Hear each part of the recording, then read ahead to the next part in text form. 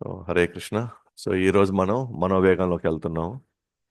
నిన్న మనం వాచోవేగాన్ని కొంచెం వివరంగానే చెప్పుకున్నాం. అఫ్ కోర్స్ మనం పారాగ్రాఫ్ వైజ్ వెళ్తున్నా కూడా క్రమక్రమంగా పారాగ్రాఫ్ ఉండదు ఇంకా. దాంతోపాటు ప్రభుపాద వారు చెప్పిందే కాకుండా ఆ తర్వాత భక్తి సిద్ధాంత సరస్వతి మహారాజ్ తన వ్యాఖ్యానం కూడా కలిపేస్తాం దీంట్లోనే.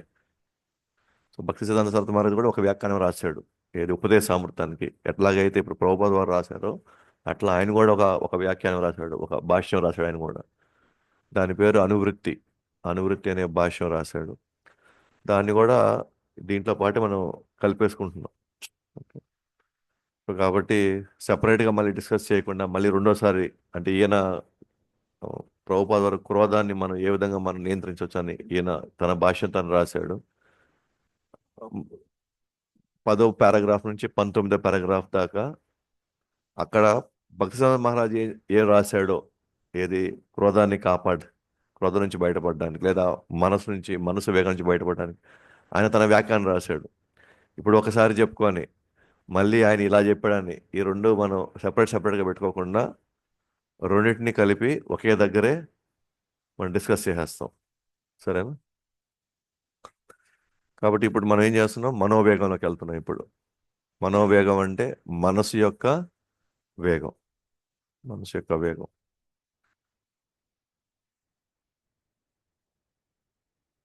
సో వాచో వేగ, మనస క్రోధ వేగ, జిహ్వా వేగ, ఉదరోపస్థ వేగ, ఏతాన్ వేగాన్యో విషహేత ధీర సర్వం అపీమాం ప్రద్వింస శిష్య. వాచో వేగం అయిపోయింది. ఇప్పుడు మనసు వేగం. మనకు తెలిసిందే, మనసులో అసంఖ్యాకమైనటువంటి కోరికలు, ఎన్నో ప్రణాళికలు. ఇలా చేద్దాం, అలా చేద్దాం, అలా ఉండాలా, మనం ఇలా ఉండాలా, ఈ స్థాయికి వెళ్ళాలా, మనం ఆ స్థాయికి వెళ్ళాలా, ఎన్నో వ్యూహాలు ఉన్నాయి. ఎన్నో ఆల్రెడీ గత జన్మ వాసనలు ఉన్నాయి మళ్ళీ. సో ఈ ఈ స్థాయిలో ఉన్నప్పుడు మనసులో అసలు అంతా గజిబిజిగా ఉంది లోపల. ఓకేనా? ఎప్పుడు ఏది బయటకు వస్తుందో మనకు తెలియదు. ఎప్పుడు ఏ మూడ్లోకి వెళ్తామో మనకు తెలియదు. ఎవరు ఏమంటే మనం దాని గురించి ఏం ఆలోచిస్తామో మనకి తెలియదు. ఏది కనబడితే మనం ఎట్లా రియాక్ట్ అవుతాం, ఎట్లా డిస్ట్రాక్ట్ అవుతాం, డైవర్ట్ అవుతాం కూడా మనకు లేదు. అల్టిమేట్గా మొత్తం ఎమోషన్స్ అన్నీ కూడా మనసులో ఉంటాయి.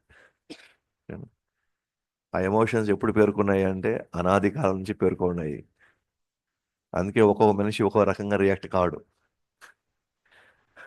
తన అనుభవాలను బట్టి, తన మనసు గాయ అయిన బట్టి, తన వ్యూహాలను బట్టి, తన ప్రణాళికలు, కోరికలు, తను ఏది ముఖ్యం అనుకుంటున్నాడు, దేనికి అతను విలువిస్తున్నాడో మనకు తెలియదు.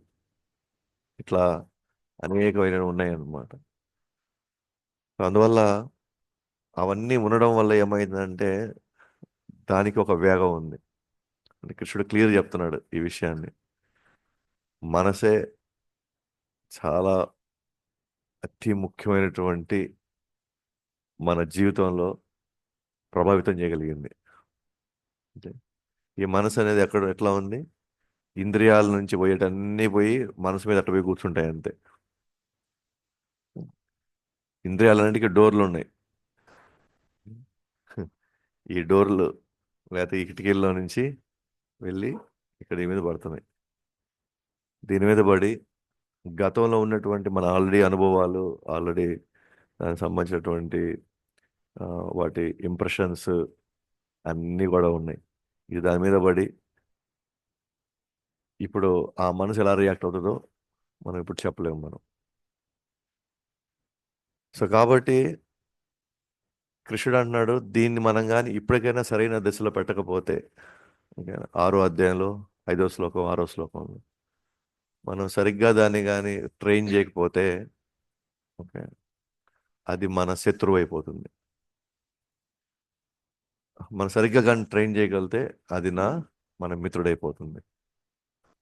కానీ అని అర్జునుడు ఏమంటున్నాడు? నేను గాలినైనా ఆపగలను కానీ మనసును మాత్రం నేను ఆపలేను అంటున్నాడు. అంటే అర్జున్ లాంటి వ్యక్తి ఈ మాట అంటున్నాడంటే మనం అర్థం చేసుకోవాలా. మనం 2 మాలలు చేసి ఏందబ్బా ఇంకా మనసు రాలేదా, ఇంకా కంట్రోల్లోకి రాలేదు ఏంది అంటున్నాం. ఆయన ద్వాపర యుగంలో ఉండి ఆ, పూర్తిగా ఏకాగ్రతతో ఉన్నవాడు. ఆ టైంలో ఆయనే ఆల్రెడీ కృష్ణుడికి ఆల్మోస్ట్ సరెండర్ అయిపోయాడు ఆయన. ఆయనే అంటున్నాడు, నేను గాలినైనా ఆపగలను. గాలిని ఆపుతాం మనం అసలు. కానీ నాకేం పెద్ద ఇదేం కాదు అది. సో గాలిని ఆపడం పెద్ద చాలా కష్టమైంది.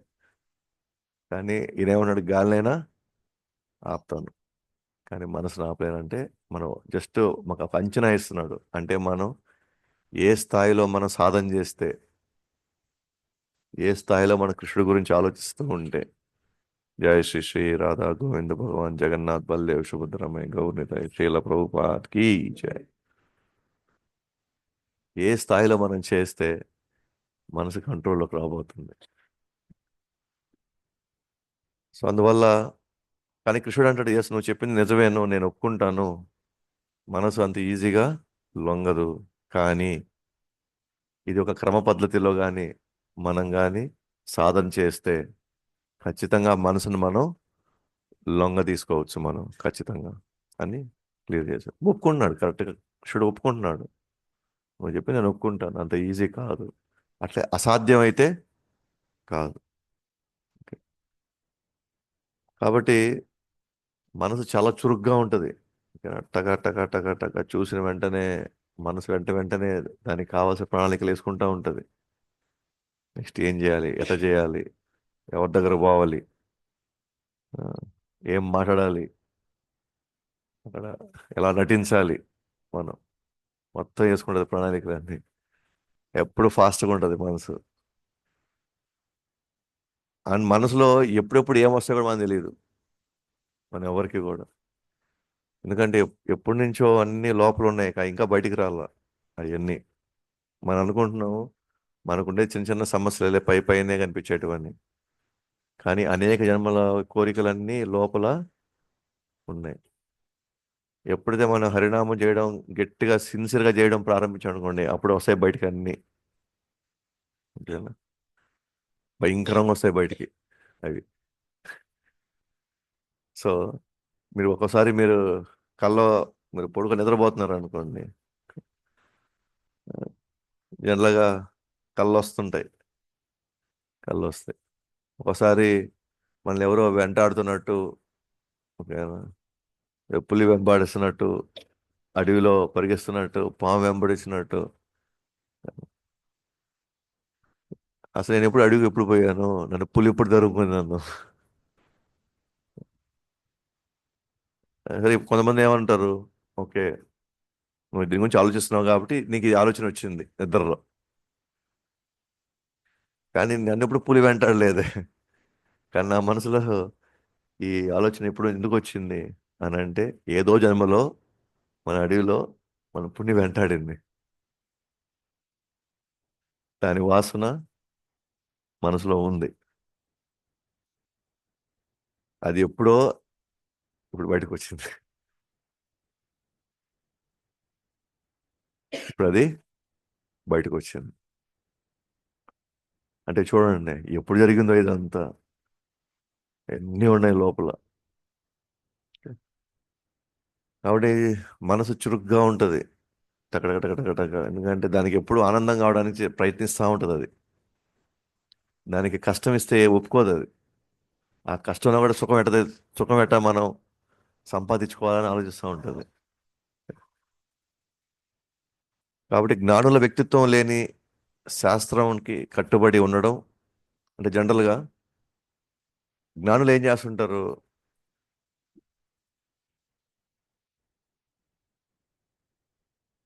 నిరాకార భావంలోకి వెళ్తుంటారు వాళ్ళు. నిరాకారం, భగవంతుడు నిరాకారం అని, భగవంతుడు ఒక జ్యోతి అని ఇలా వెళ్తుంటారు అనమాట. వాళ్ళు ఎవరైతే ఇలాంటి ఒక అసంతృప్తికరమైనటువంటి, వాస్తవానికి భగవంతుడికి రూపం ఉంది, ఆయనకి రూపం ఉంది కాబట్టి మనకు కూడా రూపం వచ్చింది. కానీ ఈ జ్ఞానులు మాయావాదులు ఏం చేస్తుంటారంటే దానికి విరుద్ధంగా వాళ్ళు ఏమంటుంటారు, భగవానుడికి రూపం లేదు అంటుంటారు, భగవానుడి రూపం మాయ అంటుంటారు వాళ్ళు. లేదా ఇదంతా మాయ, నేను మనం డిస్కస్ చేసుకున్నాం, ఇదంతా మాయ అంటుంటారు వాళ్ళు.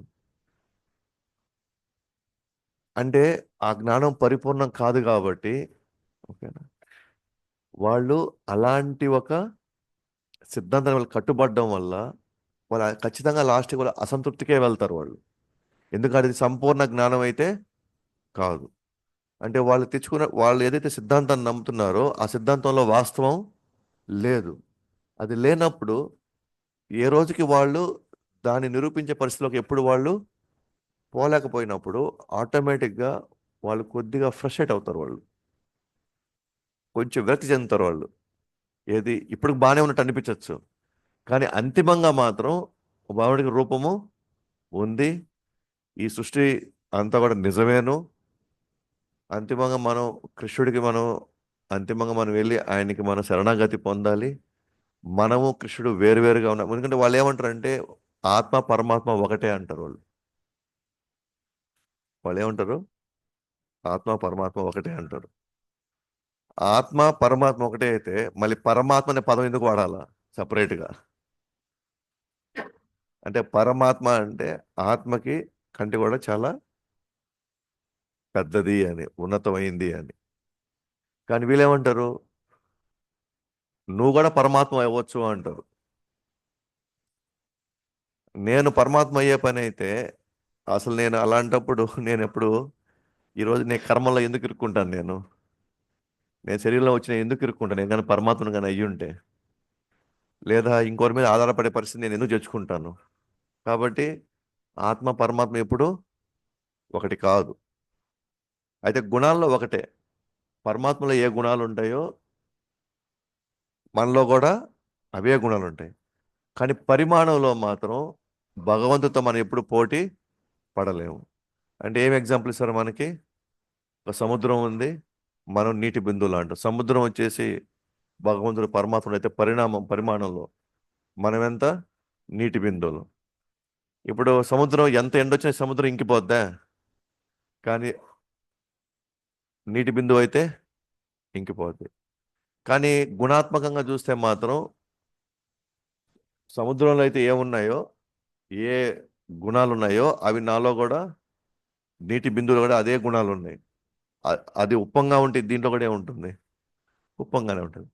అంటే గుణాత్మకంగా ఇద్దరం ఒకటే, కానీ పరిమాణంలో మాత్రం వేరు వేరు. కానీ వీళ్ళు ఏం చేస్తున్నారంటే అంతా ఒకటే అంటున్నారు వీళ్ళు. అంటే వీళ్ళు ఏదైతే సిద్ధాంతాన్ని నమ్ముకున్నారో, ఏదైతే శాస్త్రాన్ని నమ్ముకున్నారో వీళ్ళు ఆ శాస్త్రానికి కట్టుబడడం ఉండడం వల్ల వాళ్ళు ఏదో ఒక రోజు వాళ్ళు విరక్తి పుడుతుంది వాళ్ళకి. అర్థమైందా? ఎందుకు ఈ మాట అంటున్నానంటే ఆ విరక్తి పుట్టడం వల్ల వాళ్ళ మనసు దాని వల్ల విరక్తి పుట్టడం వల్ల వాళ్ళకి కోపం వస్తుంది. ఎందుకని వాళ్ళు ఒక సిద్ధాంతానికి మనసులో బలంగా వాళ్ళు కట్టుబడి ఉండిపోయారు. మనసులో వాళ్ళు కట్టుబడిపోయారు. దాన్ని ఏమంటారంటే అవరోధ ప్రీతి అంటారు. అవరోధ ప్రీతి గుర్తుందా?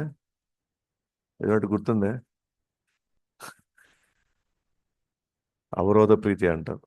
అంటే వాడు ఒక బలమైన సిద్ధాంతానికి ఎవరైతే కట్టుబడి ఉంటారో ఆ బలమైన సిద్ధాంతం ఎప్పుడైతే అది తప్పు నిరూపించబడుతుందో వాళ్ళ తర్వాత కోపం వస్తుంది. సో ఇప్పుడు అవరోధ ప్రీతి అంటే వాళ్ళు వ్యక్తిత్వం లేనటువంటి భగవంతుడు అనేటువంటి అంశం మీద వాళ్ళు ఏం చేస్తున్నారు, బలంగా వాళ్ళు నమ్మి ఉన్నారు వాళ్ళు. ఆ బలంగా నమ్మి ఉండడాన్ని ఏమంటారు? అవరోధ ప్రీతి అంటారు. అట్లా ఇప్పుడు కర్ములు ఉన్నారు. కర్ములు అంటే ఏంటి? ఫలితం కోసం పనిచేసేవాళ్ళు, కర్మవాదులు. ఫలితం కోసం నేను ఎందుకు పనికి ఎందుకు వెళ్తున్నాను నేను?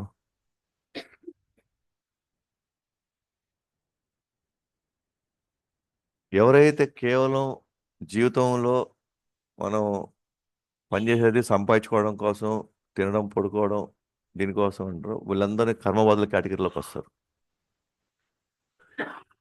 వాళ్ళకేంటి, వాళ్ళు కష్టపడి పని చేయాలా, ఆ కష్టపడి పని చేసి డబ్బులు తెచ్చుకోవాలా, సంపాదించుకోవాలా అనేటువంటి ఈ ఉద్దేశం ఉన్నారు. వాళ్ళు ఆ ఫలితానికి వీళ్ళు కట్టుబడి పోతారు. వాళ్ళేమో వ్యక్తిత్వం లేనటువంటి శాస్త్రానికి కట్టుబడిపోతారు. వాళ్ళు ఎవరు, మాయావాదులు కానీ జ్ఞానులు వాళ్ళు. వీళ్ళు దేనికి కట్టుబడిపోతారు? వీళ్ళు కర్మవాదులు దేనికి కట్టుబడతారు? ఫలితానికి. వాళ్ళు చేసే పనికి ఫలితం కావాలని దానికి కట్టుబడిపోతారు. వాళ్ళు పనికి వెళ్తారు, డబ్బులు రాకపోతే ఏమవుద్ది వాళ్ళకి? కోపం వచ్చేస్తుంది. సో మనసు నిండా వాళ్ళకి ఫలితం కావాలనే ఎక్స్పెక్టేషన్తో వెళ్తున్నారు. వీళ్ళు పనికి లేదా ఆ ఫలితానికి వీళ్ళు బలంగా వీళ్ళు కట్టుబడి ఉన్నారు కాబట్టి, దాని మీద ఆధారపడి ఉన్నారు కాబట్టి దాన్ని ఏమంటారు? అవరోధ ప్రీతి. అవరోధ ప్రీతి అంటే ఒకదానికి బలంగా కట్టుబడి ఉండిపోవడం, దాన్ని నమ్ముకో ఉండడం, దాని మీద ఆధారపడడం. భౌతికవాదులు ఉంటారు ఇప్పుడు. సో ఫస్ట్ వచ్చేసి మాయావాదులు, రెండోది వచ్చి కర్మవాదులు, మూడొచ్చి భౌతికవాదులు. భౌతికవాదులు ఏంటంటే ఎప్పుడు ప్లాన్స్ వేసుకుంటూ ఉంటారు.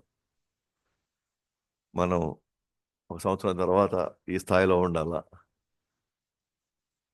ఆ ప్లాన్లు వేసి ఆ ప్లాన్ ప్రకారంగా వాళ్ళు జీవించడానికి వాళ్ళు ఎప్పుడూ ముందుకెళ్తా ఉంటారు. వాళ్ళు వాళ్ళ వ్యూహాలకి, వాళ్ళ ప్రణాళికలకి వాళ్ళు, ఎందుకంటే వాళ్ళు ఏమనుకుంటారు, ఆ ప్రణాళిక వల్ల వాళ్ళకి ఆనందం వస్తుంది అనుకుంటారు వాళ్ళు. కాబట్టి వీళ్ళు ఆనందం కోసం కట్టుబడిపోతారు వీళ్ళు. వాళ్ళు అనుకున్నట్టుగా ప్లాన్ వర్కౌట్ కాకపోతే ఏమవుద్ది? మళ్ళీ క్రోధం వస్తుంది. సో కట్టుబడిపోవడం, ఒక అంశానికి కట్టుబడిపోవడం అనే దాన్ని ఏమంటారు? అవరోధ ప్రీతి అంటారు. ఓకే. అలాగే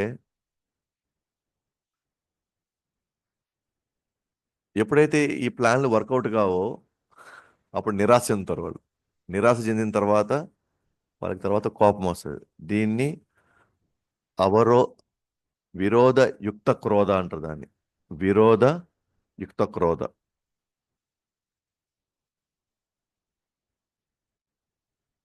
విరోధయుక్త క్రోధ.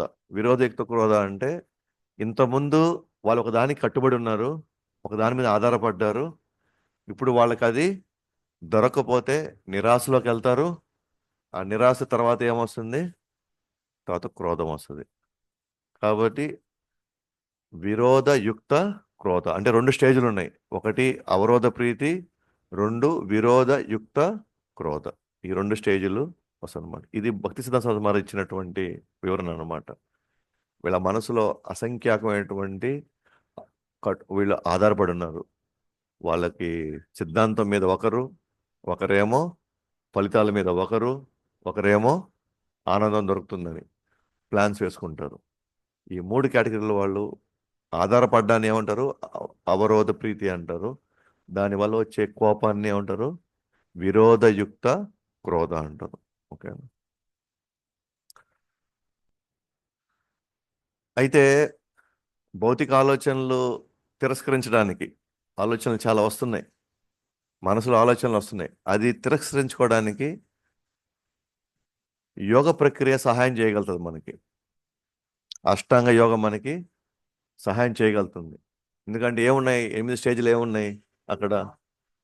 యమ, నియమ, ఆ, ఆహా, యమ, నియమ, ఆసన, నాలుగోది ప్రాణాయామ, ప్రత్యాహార, ధారణ, ధ్యాన, సమాధి.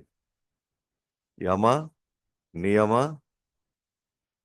ఆసన, ప్రాణాయామ, ప్రత్యాహార, ధారణ, ధ్యాన, సమాధి. 8 స్టేజెస్ ఇది. సో యమ నియమాలు చేయాల్సినవేవి, చేయకూడనివేవి. ఓకే. తర్వాత ఆసనాలు వేస్తున్నారు. ఆ తర్వాత ఏం ప్రభు రోజు పోతున్నారా లేదా? ఏం గమ్ముకున్నారు అయితే? అబ్బా ఎన్ని చేయలే మనం, ఓన్లీ ఆసనం వరకు వేసుకొని వెళ్తున్నాం. సో తర్వాత ప్రాణాయామ, ఊపిరి తీసుకోవడం. తర్వాత ప్రత్యాహార. ప్రత్యాహార అంటే వెళ్ళిపోయే మనసుని, ఇంద్రియాలని లాక్కొని ఉంచుకోవడం. ప్రత్యాహార. ఈ వెటెటబెంట్గా వెళ్తుంటది ఇంద్రియాలు, మనసు వెళ్తుంది, నువ్వు అటు కాదు అది కాదు నీ డైరెక్షన్ అని తీసుకురావడం దాన్ని. దీని ఏమంటారు? ప్రత్యాహార. తర్వాత ధారణ. మనం దేని మీద ఫోకస్ చేయాలో దాని మీద తీసుకెళ్తున్నాం ఇప్పుడు మనసుని.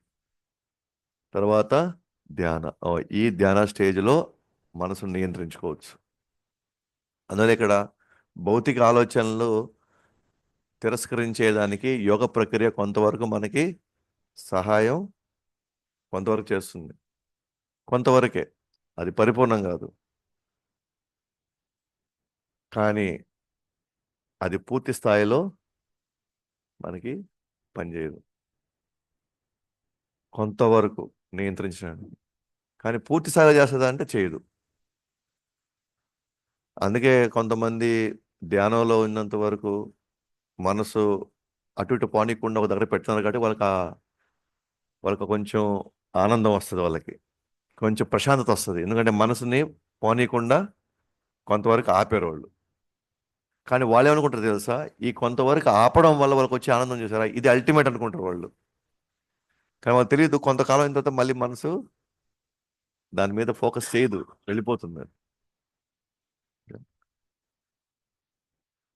ఫోకస్ చేయదు, కొంతకాలం వరకే గట్టిగా పట్టుకోగలుగుతుంది.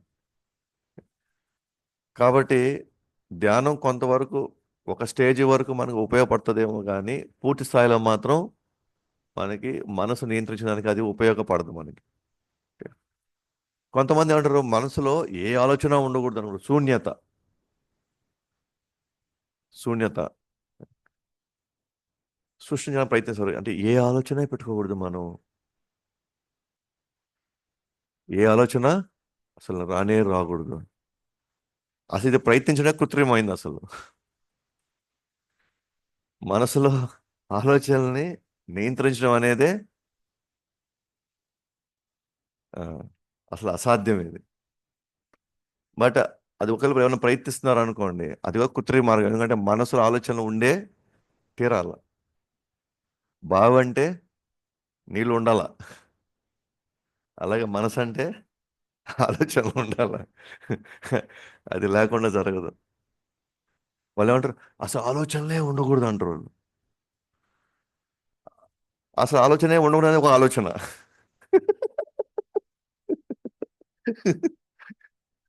అసలు నాకు ఆలోచనలే ఉండకూడదు అనేది ఒక పెద్ద ఆలోచన అది. కాబట్టి అది వర్కౌట్ కాదు అసలు ఇక్కడ, మనసుతో అది అయ్యే పని కాదు. సో కాబట్టి నాకు ఏ ఆలోచనలు లేవు అని అనుకోవడం కూడా ఒక ఆలోచనే.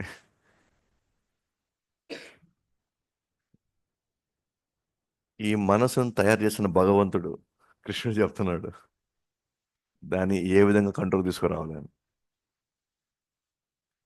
అది ఎలా, దాన్ని ఎలా గాడిలో పెట్టాలి, దాని స్వభావం ఏంటి, ఓకేనా? అది ఎలా పనిచేస్తుంది, దాని యొక్క ప్రభావం మన మన మన మీద ఏ స్థాయిలో ఉంటుంది, ఇవన్నీ ఎవరు చెప్పగలుగుతారు? దాన్ని తయారు చేసిన మ్యానుఫ్యాక్చరర్ చెప్పగలుగుతాడు. అందుకే కృష్ణుడు మనకి భగవద్గీతలో మనసుని ఏం చేయాలో ఆయన చెప్పున్నాడు. మన్మనాభవ మద్భక్తో మధ్యాజీ మాం నమస్కురు. మేము ఏవే ఆ, ఏదైనా పర్వాలేదు, అదైనా చెప్పండి, ఇదైనా చెప్పండి, 9:34 అయినా చెప్పండి, లేదా 18:65 అయినా చెప్పండి. మామే వైశసి సత్యం తే ప్రతిజాని ప్రియోసిమే. ఎప్పుడు నన్నే ఆలోచించుకో, నాకు నమస్కరించు, నా భక్తుడు గమ్ము అని చెప్తున్నాడు కృష్ణుడు. రెండు దగ్గర చెప్పాడు ఆ విషయాన్ని. అంటే మనసుని ఎవరితో నింపాలా? కృష్ణుడు ఆలోచనలతో నింపాలి. అప్పుడు కానీ మనసులో ప్రశాంతత రాదు.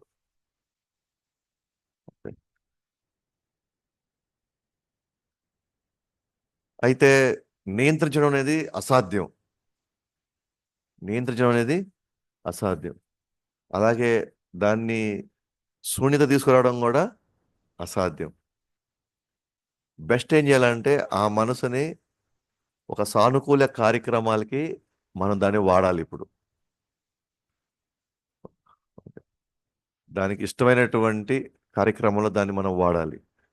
మనకి మన జీవితాన్ని ఉద్ధరించుకోవడానికి కావాల్సిన దానికి ఈ మనసుని దానిలో పెట్టాలి మనం ఇప్పుడు.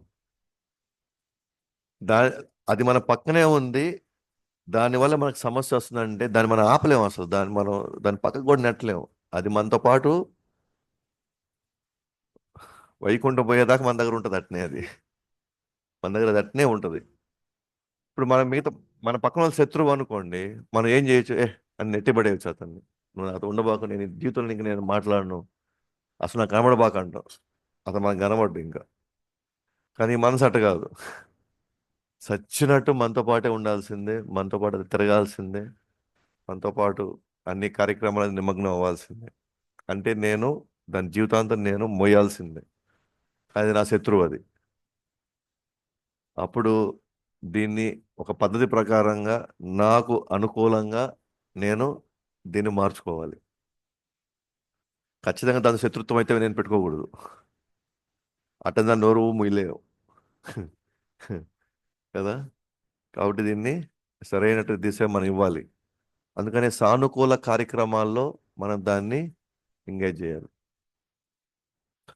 అందుకే మనకి చెప్తారు అనమాట, కృత్రిమంగా ఏం చెప్తారంటే ఈ సెమినార్స్లో వాటిల్లో, దేంట్లో దాంట్లో ఎంగేజ్ అయిపో, మనసుని దేంట్లో దాంట్లో ఒక కార్యక్రమాలు నువ్వు ఏది అనుకుంటే దాంట్లోకి వెళ్ళి దాని గురించి ఆలోచించు.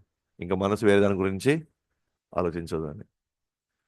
అందుకు ఉదాహరణకి ఇక్కడ ఒక తల్లి జనరల్గా ఏం చేస్తుంది ఇప్పుడు, పిల్లలు మనం చదువుతున్నాం అనుకోండి, పిల్లలు ఉంటే ఏం చేస్తారు వాళ్ళు, మనం చదువుతూ ఉంటే అవి తీసి మళ్ళీ ఎడ పడేస్తుంటారు.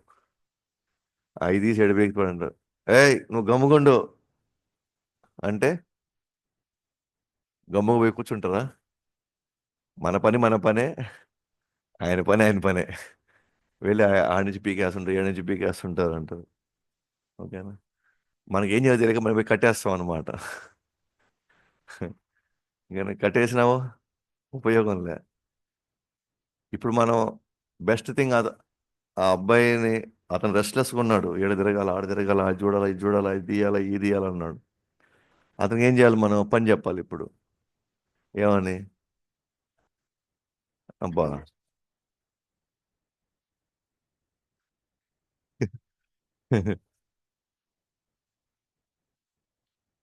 శక్తి లేదు కాబట్టి ఇప్పుడు గమ్ముకున్నాడు, తర్వాత దాడి చేస్తాడు.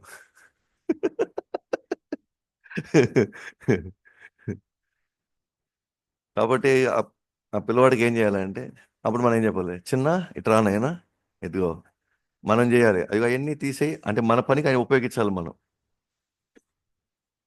అవన్నీ తీసేయి, ఎడిగరా, నీకు ఈరోజు మంచి చాక్లెట్ తీసిస్తా ఈరోజు, ఈ పని చేయి అంటే ఆయన వేగాన్ని మనం ఏం చేస్తున్నాం? ఉపయోగిస్తున్నాం మన కార్యానికి. ఇంకే ఎలా చెప్తే, ఏం చెప్తే, ఎట్లా చెప్తే మనకి డిస్టర్బెన్స్ ఉండకూడదు, మన పని అవుతా ఉండాలి. సో చిన్నపిల్లవాడిని మనం కట్టేయలేము, ఆపలేము, ఏమి చేయలేము మనం. సేమ్ మనసు అంతే, మనతో పాటు అది ఎప్పుడు ఉండాల్సింది. సో దాన్ని ఒ- ఒక కన్స్ట్రక్టివ్ ప్రాసెస్కి, మనకు ఉపయోగపడే దానికి మనసుని వాడాలి. ఉదాహరణకి ఇక్కడ ఒక ఎగ్జాంపుల్ ఇచ్చారనమాట. ఒక తల్లి ఇంకా నా పిల్లోడు అంటున్నాడు, ఒక పదునైన కత్తి కావాలంటున్నాడు. కానీ కత్తిగాని ఇచ్చాడు అనుకోండి, ఏం చేస్తాడు?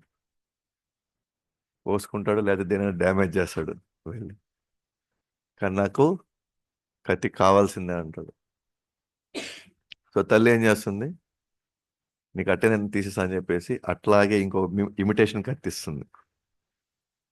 అట్లా అని కత్తిచ్చి నువ్వు నైనా అంటుంది. ఇంకా పోయి ఆయనకి ఎంత టైం కావాలో అంత టైం అయినా కట్ చేసుకుంటూ కూర్చుంటాడు ఆయన. ప్రమాదం కూడా ఉండదు.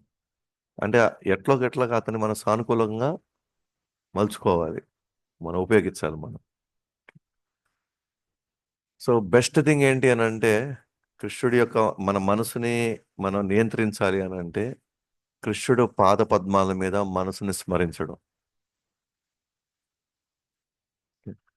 అందుకే మనం ఎప్పుడైనా సరే మన విగ్రహాలు దర్శించాలి అనుకున్నప్పుడు, ఓకేనా, ఫస్ట్ చూడాల్సింది పాదాలు. ఎంతసేపు మనం దర్శించగలుగుతూ ఉంటే ఆ మన మనసు అంత ఫోకస్ అవుతా ఉంటుంది భగవానుడి. ఎందుకంటే భగవంతుడు శుద్ధ సత్వగుణం, ఆధ్యాత్మిక దివ్యమైనటువంటి స్థితిలో ఉన్నాడు ఆయన. సో మన కళ్ళు ఆయన పాదపద్మాల నుంచి దర్శించుకుంటూ వెళ్ళిందనుకోండి, అలాంటి ఒక ముద్ర, ఓకేనా, ఆ దాని తాలూకు చిహ్నాలన్నీ కూడా ఉం. ఈ పాదపద్మం ఎట్లా అంటే మామూలుగా మనకి ఆ ఆ, కొంతమంది కృష్ణ భక్తులు, గతంలో ఆచార్యులు కృష్ణుడు పాదాలలో ఏమేమి చిహ్నాలు ఉన్నాయో అన్నీ కూడా మనకి చూపిస్తారు అన్నమాట. అలాగే రాధారాణి పద్మాలకి, అదే పాద పద్మాలకి ఏమేమి చిహ్నాలు ఉన్నాయో అన్నీ ఉంటాయి. దాంట్లో గద ఉంటుంది, ఓకేనా, ఆ తర్వాత పద్మాలు ఉంటాయి, రకరకాల చిహ్నాలు ఉంటాయి అన్నమాట. ఓకే. సో మన మనసుని కేంద్రీకరించడం వల్ల, ఓకేనా, ఆ యొక్క ఆ చిహ్నాలు మన మనసు మీద ప్రభావం చూపించగలుగుతుంది. ఇంకోటి మన బెస్ట్ పాయింట్ ఇప్పుడు మనం చెప్పుకునేది ఏంటంటే మనసుని కంట్రోల్ తీసుకురావడం ఏంటి, హరే కృష్ణ జపం అన్నమాట. తీసుకెళ్ళి పదే పదే మళ్ళీ నామం మీద మళ్ళీ మళ్ళీ ఫోకస్ చేయడానికి మనం ప్రయత్నించడం, లేదా ఒక శ్లోకం నేర్చుకోవడానికి ప్రయత్నించడం, ఒక కీర్తన నేర్చుకోవడానికి ప్రయత్నించడం, ఏదో లేదా కృష్ణుడి యొక్క బొమ్మలు చూసుకుంటూ ఉండడం, లేకపోతే ఆయనకు సంబంధించిన ఏదైనా వింటూ ఉండడం జనరల్గా. బట్ మనసు ఆ విధంగా ఫోకస్ చేసుకుంటూ ఉండొచ్చు అనమాట. బట్ ఇక్కడ ఇచ్చింది మనకి పాద పద్మాల మీద మనం మనసుని స్మరించుకుంటా, మనసులో స్మరించుకుంటా ఉండడం అన్నమాట. సో ఇంకా ఏమని చెప్పారంటే కృష్ణుడు సూర్యుడు వంటి వాడు. ఓకేనా? సూర్యుడు కానీ ఎక్కడుంటే అక్కడ చీకటికి తావులేదు. అలాగే ఈయన అంటాడు మాయ అంధకారం లాంటిది. ఎక్కడైతే ఎక్కడైతే సూర్యుడు ఉంటాడో అక్కడ అంధకారం ఉండదు, ఎక్కడైతే కృష్ణుడు ఉంటాడో అక్కడ మాయ ఉండదు. కాబట్టి యాక్చువల్గా చీకటి అనేది లేదు, యాక్చువల్గా చెప్పాలంటే. కాకపోతే సూర్యుడు లేకపోతే చీకటి వస్తుంది, సూర్యుడు కానీ ఉంటే చీకటి లేదు, సూర్యుడు వెళ్ళిపోతే చీకటి వస్తుంది. ఇక్కడ పాయింట్ వచ్చేసి చీకటి వస్తే సూర్యుడు వాడు. ఆ, అంటే అప్పుడు మనం ఏం చేయాలా, సూర్యుడిని వదలకుండా చూసుకోవాలా ఈ అంధకారం రాకుండా ఉండాలంటే. ఓకే. ఇప్పుడు సూర్యుడు ఉన్నాడు అనుకోండి, నేను సూర్యుడి దగ్గరే ఉన్నాను అనుకోండి, బయట ఉన్నాను, సూర్యుడు నాకు కనబడతానే ఉన్నాడు అనుకోండి, నాకు అన్నీ కనబడతాయి. నేనే కావాలని సూర్యుడు దూరం అయిపోతే నాకేమని పడుతుంది అక్కడ, నాకేం కనబడదు, అది అంధకారంలోకి వెళ్ళిపోతున్నాను. అంటే అలాగే మాయకి యాక్చువల్లీ ఇక్కడ స్థానం లేదు అసలు, మాయకి అసలు స్థానం లేదు, మాయకి అసలు అసలు ఉనికి లేదు అసలు మాయకి. ఏనా? కానీ ఇవాళ మన దాని ఉనికి మనం ఇచ్చాం, మాయకి ఉనికి ఎవరు ఇచ్చారు, మనం ఇచ్చాం ఉనికి. ఎందుకని, కృష్ణుని మర్చిపోయాం కాబట్టి. సో కృష్ణుని మర్చిపోవడం వల్ల మాయ ప్రవేశిస్తుందే తప్ప, ఓకేనా, లేకపోతే నేను ఎప్పుడు కృష్ణుని గురించి తలుచుకుంటా ఉంటే మాయ ప్రవేశించడానికి అవకాశమే లేదు. ఎప్పుడైతే నేను, నాది, నా కోసం, నేనే అని ఈ ఇది దీని ప్రభావంలో మనం ఉన్నంత వరకు మన కృష్ణుడిని మర్చిపోయినట్టే. మనకి యాక్చువల్గా ఏం గుర్తు రావాలా ఈ టైంలో, ఇదంతా కృష్ణుడు. అరే ఈ లైట్ వచ్చింది, ఈ లైట్ రావాలంటే దీని వెనకాల శక్తి ఉంది, ఆ శక్తి ఎవరిది, కృష్ణుడిది. ఓకే. ఇక్కడ కూడా ఏదో ఒక అందమైనటువంటి ఒక వస్తువు ఉంది, దానికి ఆ రంగు ఎక్కడి నుంచి వచ్చింది, ఎవరిచ్చారు ఈ రంగు, ఆ శక్తి ఎక్కడి నుంచి వచ్చింది, కృష్ణుడి నుంచి. ఓకే. ఒక వ్యక్తిని చూసాం, చాలా తెలివిగా ఉన్నాడు, ఆ తెలివితేటలు అతనికి ఎవరి నుంచి వచ్చింది, కృష్ణుడి నుంచి. ఓకే. అంటే ఈ విధంగా మనం చూసినప్పుడు ప్రతిదీ కృష్ణుడిదే అనేటువంటి భావంలో మనం ఉన్నప్పుడు మనం సరైనటువంటి జ్ఞానంలో ఉన్నట్టు. ఎప్పుడైతే అది స్విచ్ ఆఫ్ అయిపోయేసి ఇది నాది, నేనే, అధికారం నేనే అని అనుకున్నప్పుడు ఆటోమేటిక్గా ఏమైంది? కృష్ణుడు మర్చిపోయాము. నాది అని వచ్చాం. ఇప్పుడు ఏమైంది? మాయలో పడిపోయాం వెంటనే. అందుకని ఇప్పుడు ఆలోచించేది ఏంటంటే నేను అనుక్షణం కృష్ణుని తలుచుకునే స్థితిగా నేను సాధన చేయగలిగితే ఆటోమేటిక్గా మాయ అనేది నన్ను నన్ను పట్టుకోదు. కానీ అనాది కాలం నుంచి నేను శరీరం ప్రభావంలో మనం ఉన్నాం కాబట్టి మనం ఎక్కువ సార్లు కృష్ణుడిని మర్చిపోయే పరిస్థితులే ఉంటాయి. కానీ మన జీవితంలో అతిపెద్ద లక్ష్యం లేదా అతిపెద్ద సాధన ఏంటి అంటే కృష్ణుని మళ్ళీ మళ్ళీ ఎలా గుర్తుపెట్టుకోవాలి.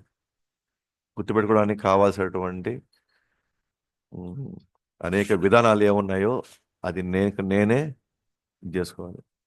అండ్ మన ఆచార్యులు మనకు చెప్పేది ఏంటంటే కృష్ణుని నిరంతరం గుర్తుపెట్టుకోవాలంటే మనం ప్రచారం చేయాలి. కృష్ణుని గుర్తుపెట్టుకోవాలంటే ప్రచారం చేయాలి.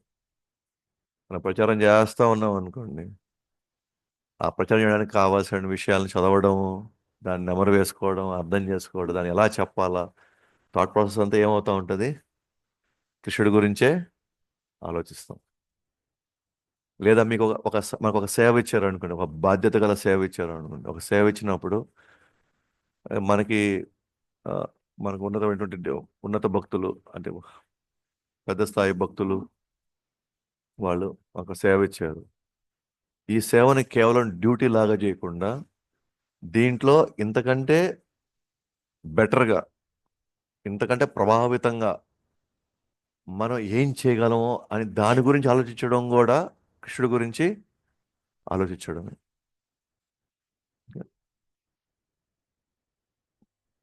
ఇప్పుడు సపోజ్ ఇప్పుడు మనం ఉన్నాం అనుకోండి. ఇప్పుడు మనం చూసాము కొంతమంది వీళ్ళకి ఈ టాలెంట్స్ ఉన్నాయి అంటే స్వాభావికంగా నాకు అర్థమైంది కరెక్ట్ అవ్వచ్చు, తప్పు అవ్వచ్చు కూడా. బట్ మనకున్న అంచనాకి వీళ్ళకి ఇదిగో వీళ్ళకి ఈ టాలెంట్స్ ఉంది, ఈ స్కిల్స్ ఉన్నాయి, దీంట్లో వీళ్ళు శక్తితో కొంచెం శక్తి కనిపెడితే వీళ్ళు దీన్ని చేయగలుగుతారని.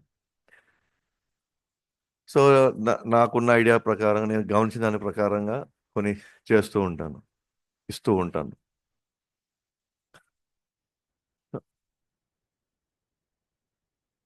నేను జస్ట్ మీకు ఒక ఐడియా మాత్రం ఇచ్చాను అంతే. మీరు అంటే ఇలా చేయాలి, ఇలా చేయాలి, ఇది ఇలా చేయాలి, ఈ విధంగా చేయాలని ఇష్టం. ఆ తర్వాత మీరేం చేయాలి దాన్ని? ఓకే, ఇది మనకి ఐడియా వరకు ఇచ్చింది, దాని ప్రకారంగా చేసాం, కొన్ని సమస్యలు వచ్చినాయి, లేదా ఇంకొంత మనం బెటర్ చేయొచ్చు దాన్ని. ఇలా చేస్తే ఆ లోపాలని మనం నివారించవచ్చు అని ఎవరు ఆలోచించాలి దాన్ని? ఎవరైతే బాధ్యత తీసుకున్నారో వాళ్ళు దాన్ని ఆలోచించాలి. అలా ఆలోచించడం కూడా అది కూడా సేవే. అది కూడా కృష్ణుని గుర్తుపెట్టుకోవడమే. ఓకే. దాంట్లో మీరు వెళ్తుంటారు మళ్ళీ మెరుగుపడడానికి, ఎందుకంటే ప్రతిసారి సేవలో కొత్త కొత్త ఛాలెంజెస్ వస్తూనే ఉంటాయి. కొత్త కొత్త లేదు, ఇది కాదు, ఇంతకంటే ఇంకా బెటర్గా చేయాలి, ఇంకా ఎక్కువ మందికి ఇది అందేలాగా మనం చేయాలి అన్నప్పుడు మనం ఆలోచించే ప్రతి ఆలోచన ఎవరి గురించి ఆలోచిస్తున్నాం? కృష్ణుడి గురించి ఆలోచిస్తున్నాం. ఎందుకు బాధ్యత గల సేవ అంటానంటే అది తెలియకుండా మన మీద ఎప్పుడు ఒక ఒత్తిడి ఉంటుంది. ఆ ఒత్తిడి వల్ల మన మనసు ఆలోచిస్తూ ఉంటుంది. ఎవరి గురించి? కృష్ణుడి గురించి. ఎలాగైతే పరీక్ష అనే ఒత్తిడి వచ్చినప్పుడు ఆటోమేటిక్ లేసి చదువుతాం. పరీక్ష లేకపోతే అసలు ఆలోచన కూడా రాదు. సో అందువల్ల బాధ్యత గల సేవ అనే పాయింట్ ఎందుకు వస్తుందంటే ఎస్, అంతకుముందు మనకి దాని మీద అంత అవగాహన లేదు, మనం అది ఎప్పుడు అంత పెద్దగా చేయలేదు, అది ఐడియా కూడా లేదు. కానీ ఒక సేవ ఇచ్చిన బాధ్యత తీసుకున్నాము అని అంటే అర్థం ఏంటి అని అంటే దాని గురించి మనం ఆలోచించడం ప్రారంభించాలి. ఆలోచించడం అంటే అది నా కోసం లేదా ఆ వ్యక్తి ఎవరైతే మనకు ఆ సేవ ఇచ్చారో వాళ్ళ కోసం చేయడం కాదు, నాకు కృష్ణుడి గురించి ఆలోచించేటువంటి ఒక అవకాశం నాకు దొరికింది. ఆ కృష్ణుడి దగ్గరికి 10 మందిని తీసుకురావడానికి కావాల్సిన అవకాశం నాకు దొరికింది. నేను ఈ విధంగా నేను కృష్ణుడి గురించి ఆలోచించడానికి నాకు ఒక మంచి ప్రణాళిక నాకు ఈరోజు నేను వేయగలుగుతాను ఈరోజు. తద్వారా మనం ప్రాక్టికల్గా మనసుని కృష్ణుడి గురించి ఆలోచించడానికి మనకి ఒక 2 నెలలు 3 నెలలు కృష్ణుడి గురించే ఆలోచించేటువంటి ఒక స్థితి వచ్చింది మనకి.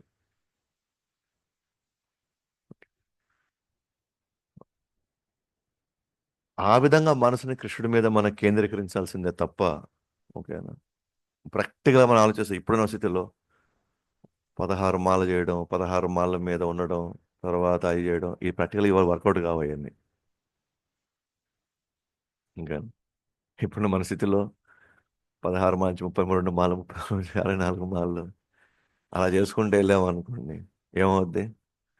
చాలు ఈరోజు ఇంకెక్కువ అయిపోయింది, కొద్ది రోజులు రెస్ట్ తీసుకోవాలి నేను అనుకుంటా. ఓకే. కానీ మనసుని ఒక బాధ్యత కలిగినటువంటి, ఒక నిర్మాత్మకమైనటువంటి ఒక దానికి మనం మనసుని కానీ లింక్ చేయగలిగితే ఆ మనసు దాని గురించే, ఇది ప్రాక్టికల్ ఇది. అందువల్లనే పదే పదే పదే సేవల్ని పెంచడం కావచ్చు, దాన్ని బెటర్మెంట్ చేయడం, ఇంకా ఎంత చేయగలిగితే మనం కృష్ణుడికి దగ్గర అవ్వగలుగుతాం. నేను అంటున్నా ఈ ఆలోచనల వల్ల, మనం ఆలోచించే ఆలోచనల వల్ల మన వ్యూహం సక్సెస్ అవ్వచ్చు, బెడిసి కొట్టచ్చు.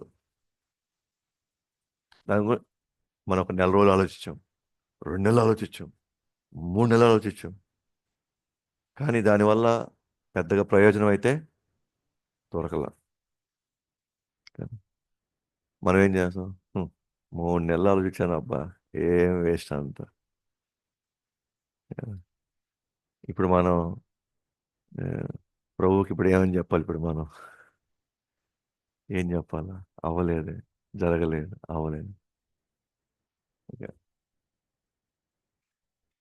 దీని ఆల్రెడీ మనం సక్సెస్ అయిపోయాం మనం. ఫలితం రాలా, ఏది అది కళ్ళకు కనబడలా, కానీ మనం సక్సెస్ అయిపోయాం. ఎట్లా? 3 నెలలు ఆలోచించాం కృష్ణుడి గురించి. అదే ఉద్దేశం ఇక్కడ.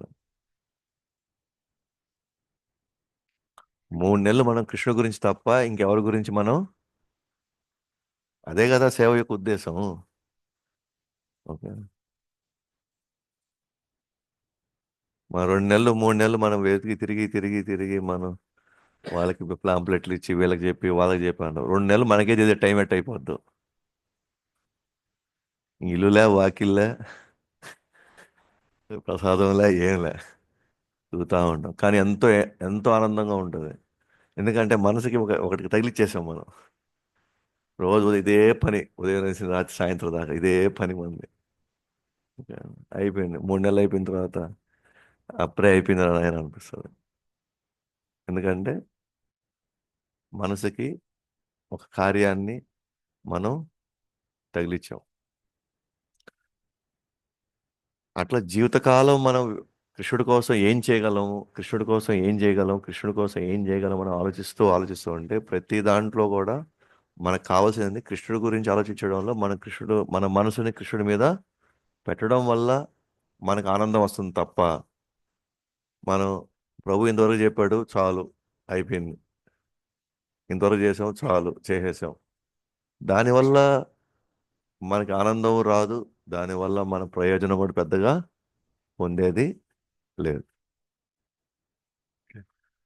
ఆ విధంగా ఇప్పుడు మన వంట సెక్షన్లో అనుకోండి, ఓకే, ఇంతకంటే ఇంకా రుచికరమైన ఏం చేయగలుగుతాం, ఇంకా ఏం వెరైటీలు చేయగలుగుతాం, ఇంకా 10 మంది వచ్చి బ్రహ్మాండంగా ఉంది అని అనిపించడానికి మనం ఇంకా ఏం చేయాలి? అది ఓవరాల్ ప్రాసెస్ ఇక్కడ ఏంటి మనకి, ఓకేనా, ఎక్కువ మందిని ఎట్లా ఆకర్షించాలి. ఇప్పుడు నాకు వంట గురించి నాకు తెలియదు, ఓకేనా, దాని నుంచి నేను పెద్దగా, అంటే దాని మీద ఫోకస్ చేసి చేయొచ్చు. కానీ ఎవరికైతే దాని మీద ఉందో వాళ్ళు ఏం చేస్తూ ఉండాలా? నిత్యం ప్రయత్నిస్తూ ఉండాలి. లేకపోతే తిరిగి తిరిగి మళ్ళీ ఆ 4 రైస్లే కనపడతాయి.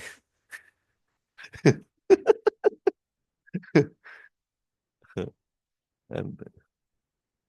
ఏమో ఇప్పుడు మనకి జ్ఞానానికి ఇప్పుడు కొదవే ఉంది. ఎన్ని యూట్యూబ్లు ఉన్నాయి, ఎంత సమాచారం ఉంది, ఎంత అవకాశం ఉంది అసలు. ఇప్పుడు ఆ విధంగా మనం ఈవెన్ ఈవెన్ మన నెట్ని, మన యొక్క సోషల్ మీడియాను వాడుకోవచ్చు. ఏ ఏ ఉద్దేశంతో? కృష్ణుడి కోసం. అప్పుడు అది మనల్ని ఏం ఇబ్బంది పెట్టదు. అప్పుడు ఆ టెక్నాలజీ మనల్ని ఏం ఇబ్బంది పెట్టదు. ఎందుకంటే మనం వాడేది ఎవరి కోసం? కృష్ణుడి కోసం. అది మనల్ని బానిస చేయదు అది. కాబట్టి మనం ఒక లెక్చర్ ఇవ్వాలి, లేకపోతే పిల్లలకు చెప్పాలి, లేకపోతే ఏదైనా కానీ మీరు అలంకారం చేయాలి, ఏం చేసినా సరే చేసుకోవచ్చు. అదంతా కూడా మనసుని కృష్ణుడి మీద లగ్నం చేయడమే. అదంతా కూడా. సో దానికి అవధులు ఏం లేవు, దానికి టైం అంటూ ఏం లేదు. ఇంతే చేయాలి, ఈ స్థాయిలోనే చేయాలని ఏం లేదు.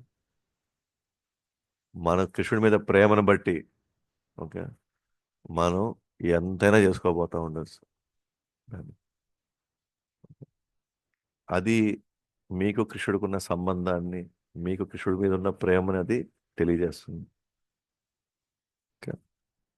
కాబట్టి కృష్ణుడిని అలాంటి పరిస్థితులు ఉన్నప్పుడు మనం మాయలో లేనట్టు అదంతా. అంటే ఈ 3 నెలలు మనకి మాయలో లేవు. ఇట్లా 6 నెలలు మాయలో లేవు ఇంకా. అట్లా సంవత్సర కాలం మనం మాయలో లేము. అట్లా జన్మకాలంలో మనం మాయలో లేము. సో ఆ విధంగా మనం కానీ చూస్తే గనక మాయలో ఉండకుండా ఉండాలంటే కృష్ణుడి గురించి ఆలోచించాలి. కృష్ణుడి గురించి ఆలోచించడం అంటే ఇచ్చినటువంటి, అంటే బాధ్యతల్ని మనం చక్కగా నిర్వర్తించడం. దాంట్లో భాగంగానే రోజు సాధన కూడా అంతే. రోజు సాధన, రోజు నేను మంగళారతికి రావాలి, రోజు నేను జపం చేయాలి, రోజు నేను ప్రసాదం మాత్రమే తీసుకోవాలి, రోజు ఇంతగా నేను ఈరోజు భగవద్గీత భాగవతం నేను చదవాలి. అంటే మనం పని చేస్తూనే ఉన్నాం, కుటుంబం గురించి ఆలోచిస్తున్నాం. మరి ఇంకా మిగిలిపోయే మాల నాకు, ఇంకా నేను ఈరోజు చదవాల్సింది ఇంకా నేను చదవలేదు, ఇంకా నేను చేయాల్సింది చదవలేదు. అంటే మెయిన్ ఫోకస్ అంతా ఎక్కడ వెళ్తుంది? కృషి మీదకి వెళ్తుంది. అప్పుడు వ్యాపారం లేకపోతే కుటుంబం అంతా ఒక భాగం అవుతుంది. ఓకే.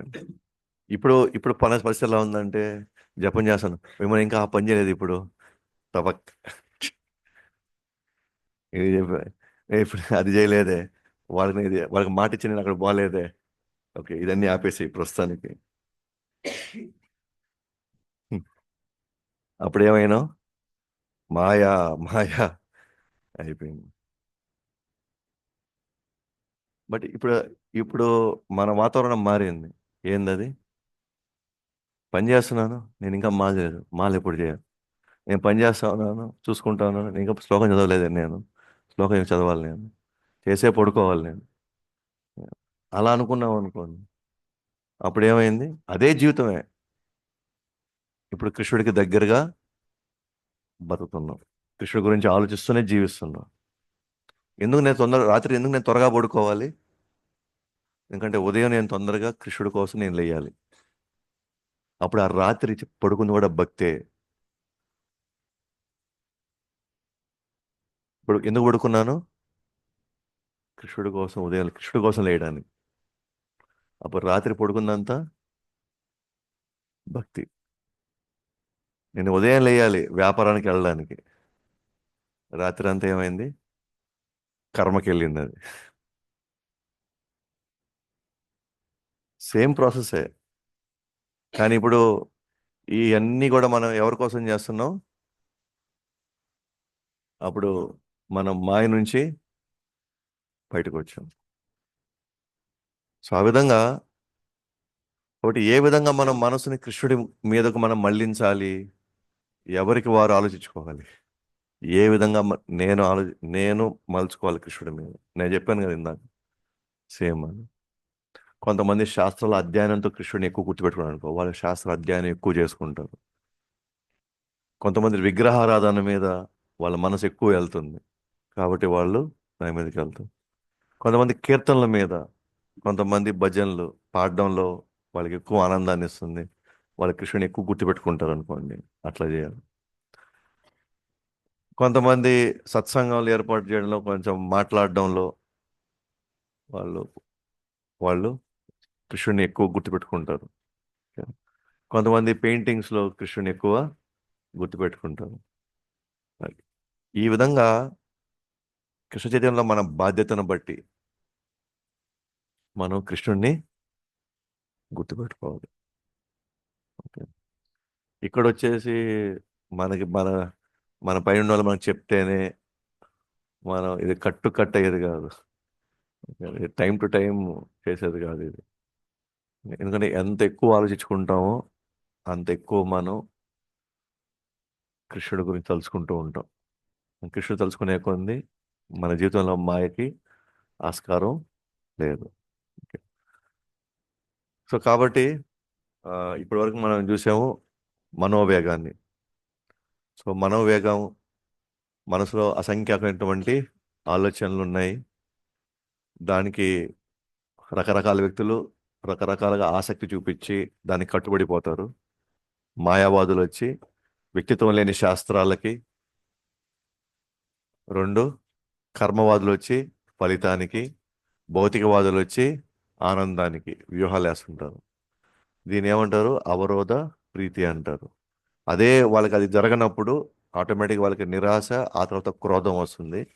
అది విరోధ యుక్త క్రోధ అంటుంది.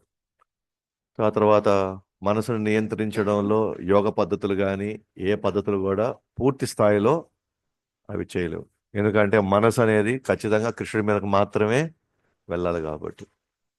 ఇప్పుడు మనం బాధ్యత గల సేవ తీసుకొని మనం దాంట్లో కృష్ణుడికి ఏం చేయగలము అని మనం ఆలోచిస్తూ ఉంటే ఆటోమేటిక్గా మన మనసు కృష్ణుడి మీద నిమగ్నం అవుతుంది. ఎక్కడైతే కృష్ణుడి మీద నిమగ్నం చేస్తామో అక్కడ మాయకి అసలు అవకాశం లేదు. ఓకేనా? సో నెక్స్ట్ ఇప్పుడు క్రోధ వేగానికి వెళ్దాం. నెక్స్ట్, సో జనరల్గా కోపం ఎందుకు వస్తుంది?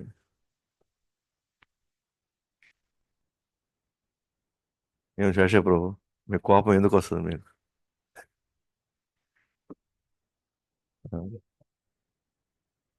వేరే వాళ్ళు చెప్పిన మాట వినకపోతే, మనం అనుకునే జరగకపోతే, మనం కోరుకున్నది అందకపోతే. ఓకే. అందుకనే ప్రాపంచిక వాంఛల వైఫల్యం క్రోధానికి దారితీస్తుంది. కృష్ణుడు మనకి ఒక 2 శ్లోకాల్లో కృష్ణుడు మొత్తం దాని సీక్వెన్స్ మొత్తం చెప్పాడు మనకి. గుర్తుందే? ఏ అధ్యాయంలో ఏ శ్లోకం? 2వ అధ్యాయంలో 62వ శ్లోకం, 63వ శ్లోకం. సో ఏందా శ్లోకం? ధ్యాయతో విషయాన్ పుంసః సంగస్తేషూపజాయతే, సంగాత్ సంజాయతే కామ, కామత్ క్రోధోభిజాయతే, భవతి సమ్మోహ, సమ్మోహ స్మృతి విభ్రమః, స్మృతిభ్రంశాత్ బుద్ధినాశో, బుద్ధినాశాత్ ప్రణశ్యతి. 2వ అధ్యాయం 62, 63. ఎక్కడి నుంచి స్టార్ట్ అయింది, లాస్ట్కి ఏ గతి పడుతుంది మనకి? ప్రాక్టికల్గా స్కాన్ చేసి పెట్టాడు కృష్ణుడు మనకి. ఇంక వేరే ఆలోచన పడలేం మనం. అంటే కృష్ణుడు దగ్గర పూర్తి ప్రణాళిక ఉంది. ఎక్కడి నుంచి స్టార్ట్ అవుతుంది, లాస్ట్కి అది ఎక్కడ పోయి ముగుస్తుంది.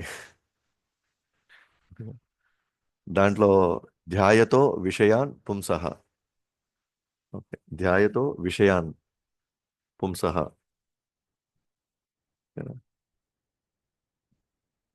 ఆ, ఇంద్రియార్థాల మీద మ- మనం చూస్తున్నప్పుడు ఆసక్తి పెరుగుతుంది.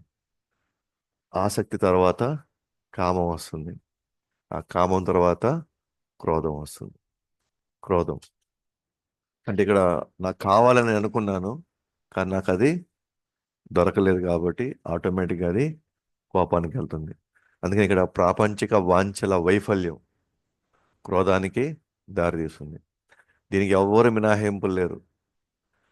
జ్ఞానులు కావచ్చు, కర్మవాదులు కావచ్చు, భౌతికవాదులు తమ కోరికలు నెరవేర్చుకోలేనప్పుడు క్రోధానికి అది గురవుతారు. ఎస్పెషల్గా ఈ మాయావాదులు ఎవరైతే ఉంటారో వాళ్ళు చూడడానికి చాలా ఇంటలెక్చువల్గా కనిపిస్తారు, చాలా గొప్ప గొప్ప విషయాలు, పెద్ద పెద్ద చర్చలు చేస్తారు వాళ్ళు. ఓకేనా? ఆత్మ, పరమాత్మ లోపల ఏ అసలు చాలా హై టెక్నికల్ గా మాట్లాడతారు. కానీ వాళ్ళు ఒకరోజు ఫ్రస్ట్రేట్ అవుతారు. కానీ ఇప్పుడు ఫ్రస్ట్రేట్ కారు వాళ్ళు. ఎందుకనంటే వాళ్ళు ఏమనుకుంటారు, ఎప్పటికైనా సరే భగవంతుడిలో ఐక్యం అవ్వాలనుకుంటారు వాళ్ళు. భగవంతుడిలో ఐక్యం అవ్వాలి. వాళ్ళ వాళ్ళ ఉద్దేశం భగవంతుడు నిరాకారుడని. ఆ నిరాకారంలో మనం ఐక్యమైపోవాలనుకుంటారు వాళ్ళు. కానీ వాళ్ళ అనుకున్నటువంటి ఈ కోరిక అవుతుంది, అది ఎప్పటికీ తీరదు. కాబట్టి ఖచ్చితంగా వాళ్ళు అనుకున్న వాళ్ళ వాంఛ ఏదైతే ఉందో అది జరగదు. కాబట్టి వాళ్ళకి ఒక రోజు కోపము వచ్చే తీరుతుంది వాళ్ళకి. ఎందుకంటే కృష్ణుడు అంటాడు కదా, 2 అధ్యాయం 12 శ్లోకంలో, నత్వే వాహం జాతునాసం నత్వే నేమే జనాతిపహ నచైవ ఆ, సర్వే వయమత పరం. నేను గాని నువ్వు గాని రాజులు గాని మనం గతంలో ఉన్నాము, ఇప్పుడు ఉన్నాము, భవిష్యత్తులో ఉండకుండా పోము. అంటే నా ఐడెంటిటీ వేరు, మీ ఐడెంటిటీ వేరు, ఈ రాజు ఐడెంటిటీ వేరు. ఎందుకంటే భవిష్యత్తులో ఉండకుండా పోమంటే ఖచ్చితంగా మనం ఉంటాము, వేరువేరుగానే ఉంటాము. అంటే అర్థం ఏంటి? భవిష్యత్తు ఎవరు పోయి ఆయన ఐక్యమైపోరు ఇంకా. ఎప్పటికీ తని సెపరేట్గా ఉంటూనే ఆయన నిరంతర ఆనందం పొందుతూ ఉంటారు. కానీ వీళ్ళ వ్యూహం ఏంటి? ఎప్పటికైనా పోయి ఐక్యమైపోవాలని. ఎందుకు వాళ్ళు ఐక్యమైపోవాలనుకుంటున్నారు వాళ్ళు?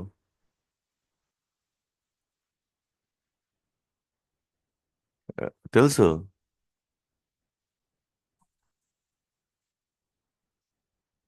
ఆత్మ పరమాత్మ ఒకటే అంటున్నారు. ఓకే.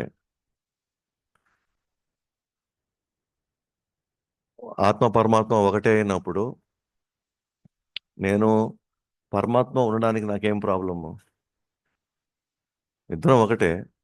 ఇద్దరం పోయి ఉంటాం. కుదరదా?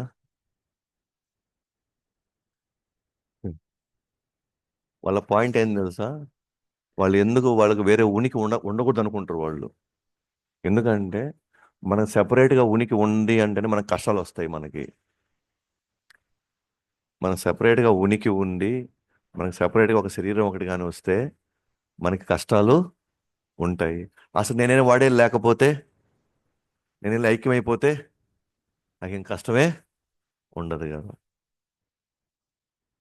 అది వాళ్ళ సిద్ధాంతం. కాబట్టి వాళ్ళు ఎప్పుడెప్పుడల్లా పోయి మనం మన ఉనికి మనం తీసేసేయాలంతే. అసలు నా గురించి నేను ఆలోచించకూడదు అసలు.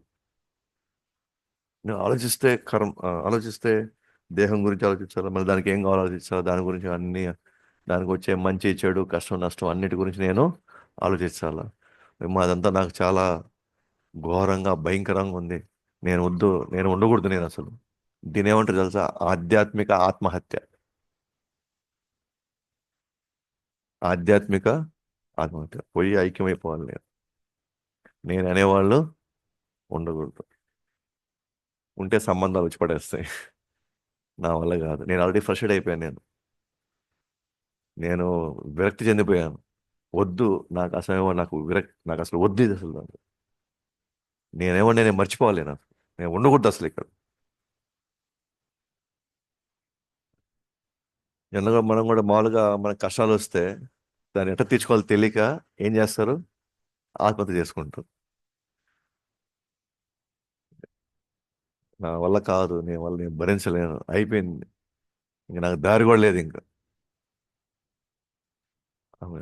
ఇది కూడా, అది భౌతిక ఆత్మహత్య అయితే ఇది ఆధ్యాత్మిక ఆత్మహత్య ఇది. కానీ వీళ్ళు వెళ్తారు రేపు ఆ బ్రహ్మజ్యోతిలో. ఉమ్, ఆధ్యాత్మిక లోకాలు భౌతిక లోకాల మధ్యలో బ్రహ్మజ్యోతి అనే వెలుగు వస్తుంది.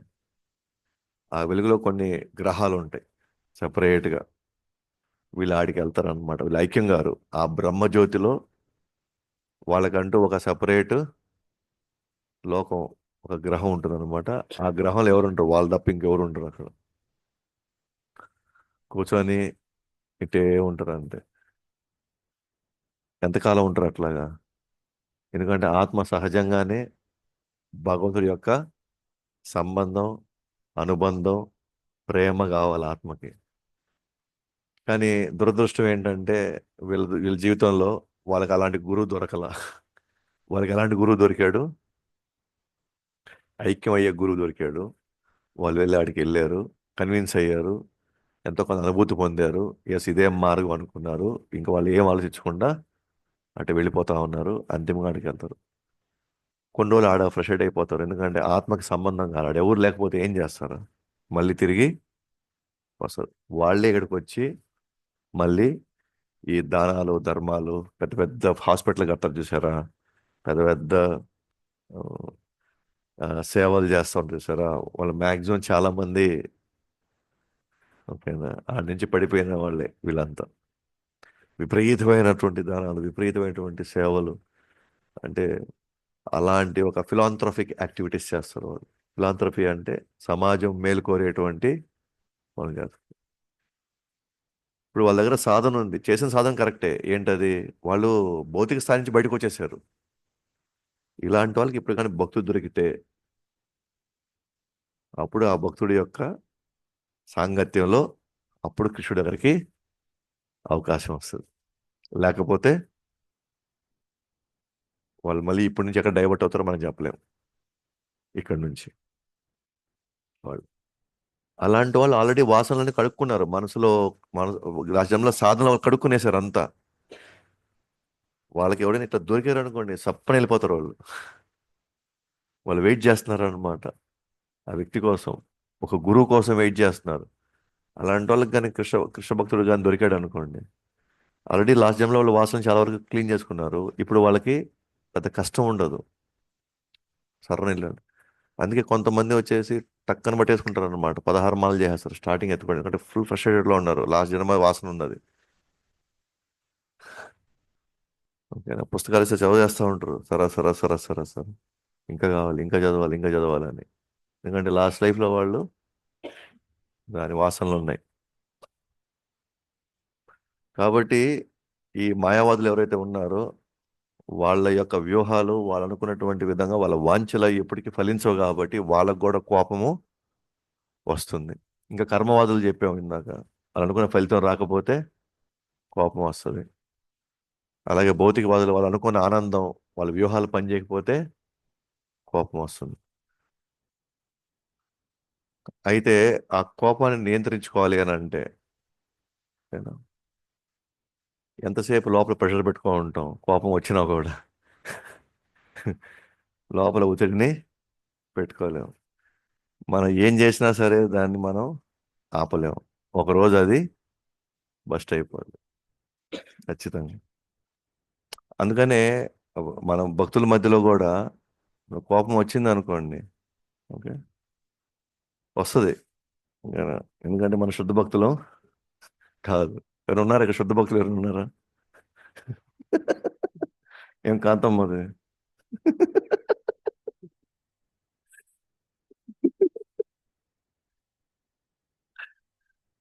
లేరు. అంటే మన బలమైన వాసనలు మన మీద ఉన్నాయి. ఫస్ట్ ఆఫ్ ఆల్ మనం అసలు కోపమే రాకూడదు అనుకోవడం అనేది అవివేకం. కోపం అనేది ఎప్పుడు ఉంటుంది మనలో. ఓకే? దాన్ని నియంత్రించుకోవాలి, దాన్ని ఆపేసేయాలి అనేది మాత్రం జరగదు. ఎందుకంటే అనేక గుణాల్లో అది కూడా ఒక గుణం. అది. సో ఇప్పుడు జరిగింది అనుకోండి, మనం మంచిని అనిపించుకోవాలని, ఓకేనా, వాళ్ళు కామ్గా ఉంటారు అనమాట. ఓకేనా? లోపల వేడి పెరుగుతూ ఉంటుంది లోపల. ఓకే. ఆ తర్వాత ఒక రోజు మొత్తం ఎగిరిపోతారు టాప్ అంతా. ఏమో ఇప్పుడు ఏంది ఈయనేది ఇప్పుడు దాకిట్టున్నాడు, ఈమెంది ఇట్టుండింది ఈమె, అసలు టాప్ వెళ్ళేసిపోతుంది ఇప్పుడు. అందుకే అది వచ్చింది అనుకోండి, ఏమైనా యాక్సెప్ట్ చేయడమే. యాక్సెప్ట్ చేసి పలానా ప్రభు నాకు ఎలా అంటే నాకు నచ్చలేదు, ఇలా వల్ల నాకు కొంచెం ఇబ్బంది కలుగుతా ఉంది, కొద్ది కష్టంగా ఉంది, ఇలా ఉంది అలా ఉంది అని మనం ఎక్స్ప్రెస్ చేసేయవచ్చు. ఈ విధంగా ఉంటే నాకు కొద్దిగా ఇబ్బంది, నేను నాకు ఇలాంటి ఆలోచనలు వస్తున్నాయి అని చెప్పుకున్నాం అనుకోండి, ఇబ్బంది ఏం లేదు. లేదా ఫ్రీగా ఎక్స్ప్రెస్ చేస్తే మనం చెప్పవచ్చు, "అరే, జబ్బు ఉంది ఈయనకి, ఈయన మనం ఏ విధంగా కాపాడాలా." అంతేనా?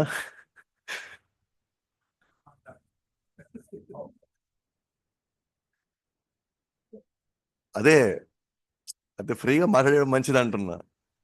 ఫ్రీగా కోపాన్ని అప్పుడు టాప్ లేవదు, అప్పుడు ఆడదాకే ఉంటుంది అది. అది లోపల అనదొక్కి పెట్టుకున్నాం అనుకోండి, అప్పుడు టాప్ లేస్తుంది. అవునా? కాబట్టి ఎప్పటికప్పుడు మనం సిగ్నల్ ఇచ్చేసాం అనుకోండి, మిగతా వాళ్ళు దూరం అయిపోతారు. వాళ్ళ జోలికి మనం వారు, అప్పుడు వీళ్ళకి కూడా అర్థమవుతుంది. ఓకే, పలానా ఆమె ఈ పరిస్థితిలో ఉంది, పలానా ఈ పరిస్థితిలో ఉంది, సరే వీళ్ళకి మనం ఏం చేద్దాం, ఎలా వాళ్ళని.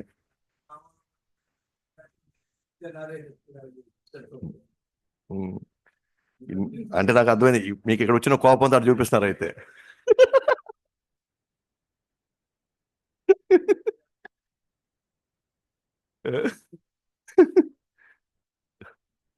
అందుకే నాకు అర్థం కాదు, అందుకే ఇక్కడ మీరు కామ్గా ఉన్నారా?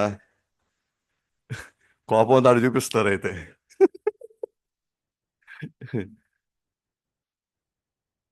ఆ? ఎందుకు నాకు కోపం వస్తుంది, అది కూడా చెప్తాను ఇప్పుడు.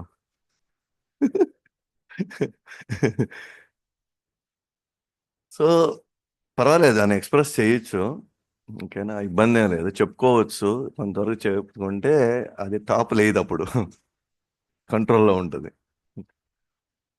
లేదు, నాకు ఇలా ఇలా ఉంది, ఇలా అనిపిస్తుంది అని మనం మాట్లాడుకుని చర్చించుకున్నాం అనుకోండి, దానికి కావాల్సిన పరిష్కారం మనకి ప్రాక్టికల్గా అటు ఇటు ఎక్కడో దగ్గర శాస్త్రాల దగ్గర నుంచి మనం తీసుకొని, సన్నివేశాలు తీసుకొని మనం మాట్లాడుకోవచ్చు. దాన్ని అణచిపెట్టుకోవడం, దాన్ని ఇది చేసుకోవడం కంటే కూడా అది సరైన పద్ధతిలో మనం ఇది చేసుకోవచ్చు. సో మనం మంచి వాళ్ళు కూడా ప్రయత్నించాల్సిన అవసరం లే, నేను చాలా మంచివాళ్ళని అని. ఓకే, మనం ఎవరు మంచివాళ్ళం కాదు ఇక్కడ.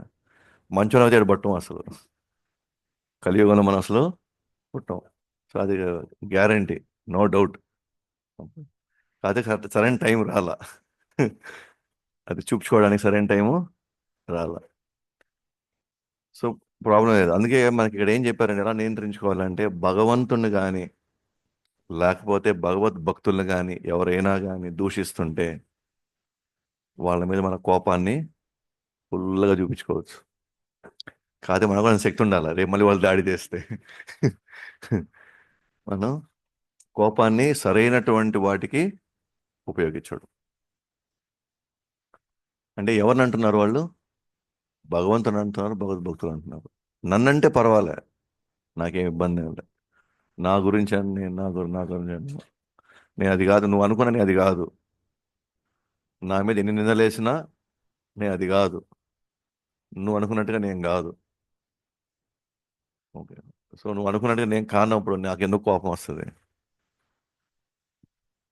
అంటే అందువల్ల మనం అనుకున్నాం అనుకోండి, ఆ, వాళ్ళు అన్నారు, నాకు అవమానం అయిపోయింది, నేను అదే అనుకున్నాను అనుకోండి, కోపం వస్తుంది. కానీ మనసుని ఎప్పుడైతే హరినామం చేస్తామో, కృష్ణుడి సేవలో ఉంటామో, ఇప్పుడు నెమ్మది నెమ్మదిగా ఆ పొరలు తొలతాయి అన్నమాట. నువ్వు ఎన్నైనా అనుకో, నేనైతే కాదు అది, నువ్వు నన్ను తప్పుగానే అర్థం చేసుకున్నావు, నువ్వు గట్టిగా అరిచినా కూడా నాది ఆ వ్యక్తిత్వం అయితే కాదు, నువ్వు అనుకో, 10 మందికైనా చెప్పుకో, నాకు వచ్చిన నష్టమేమి లే. ఓకే, అంటే మన గురించి మనకు క్లారిటీ ఉందనుకోండి, మనం హ్యాపీగా ఉంటాం, ప్రశాంతంగా ఉంటాం. మన గురించి మనకు క్లారిటీ లేదనుకోండి, వాళ్ళు చెప్పింది నమ్ముతాం, వాళ్ళు చెప్పింది మనం నమ్మితే మనం తట్టుకోలేం, తర్వాత మనం బాధపడతాం, కష్టపడతాం. అందువల్ల చాలా మంది చాలా రకాల నిందలు వేస్తుంటారు, చాలా రకాలుగా వచ్చి మనల్ని ఇది చేస్తూ ఉంటారు. నువ్వు అనుకో, నువ్వు చేసుకో, ఎంతమందికి అంటే అంతమందికి చెప్పుకో, నాకేం ఇబ్బంది లే. నేనేంటో కృష్ణుడికి బాగా తెలుసు. సో ఎంతకాలం అతను సక్సెస్ అవుతాడు? కొంతకాలం సక్సెస్ అవుతాడు అంతే. ఆ తర్వాత నిజం ఎప్పటికైనా బయటకు వస్తుంది. సో కొన్ని దగ్గరలో మనం మౌనం వహించడమే మంచిది. కొన్ని సందర్భాల్లో అది నెమ్మదిగా తర్వాత సత్యం బయటికి వస్తుంది. కాబట్టి వెంటనే దాని గురించి అంత ఆలోచించబడలేదు. కానీ భగవంతుని అంటే మాత్రం భగవంతుడికి ఆకారం లేదంటే కోపం రావాలి. నేను భగవంతుడు ఒకటే, కోపం రావాలి. ఇంకెవరైనా భక్తులైన శుద్ధ భక్తుల్ని ఎవరైనా ఏదైనా చేయి ఇతను అట్లా ఇతను ఇట్లా అని ఎవరైనా నిందించారనుకోండి, ఖచ్చితంగా మనకి కోపం రావాలి. అంటే ఈ కోపాన్ని మనం వాడాలి అక్కడ. మనలో ఉన్న ఆల్రెడీ ఉన్న దాన్ని ఎగ్జాక్ట్గా ఛానలైజ్ చేయాలి అక్కడికి. కాబట్టి ఆ క్రోధాన్ని మనం ఉపయోగించాలి ఉంటే. ఎటువంటి వాటి మీద? వీటి మీద. ఓకే. ఏమైనా వాదన వచ్చింది, వాదించడంలో మన యొక్క ఆ క్రోధాన్ని, ఆ శక్తిని ఈ రూపంలో మనం ఉపయోగించాలి. రెడ్డి గారు,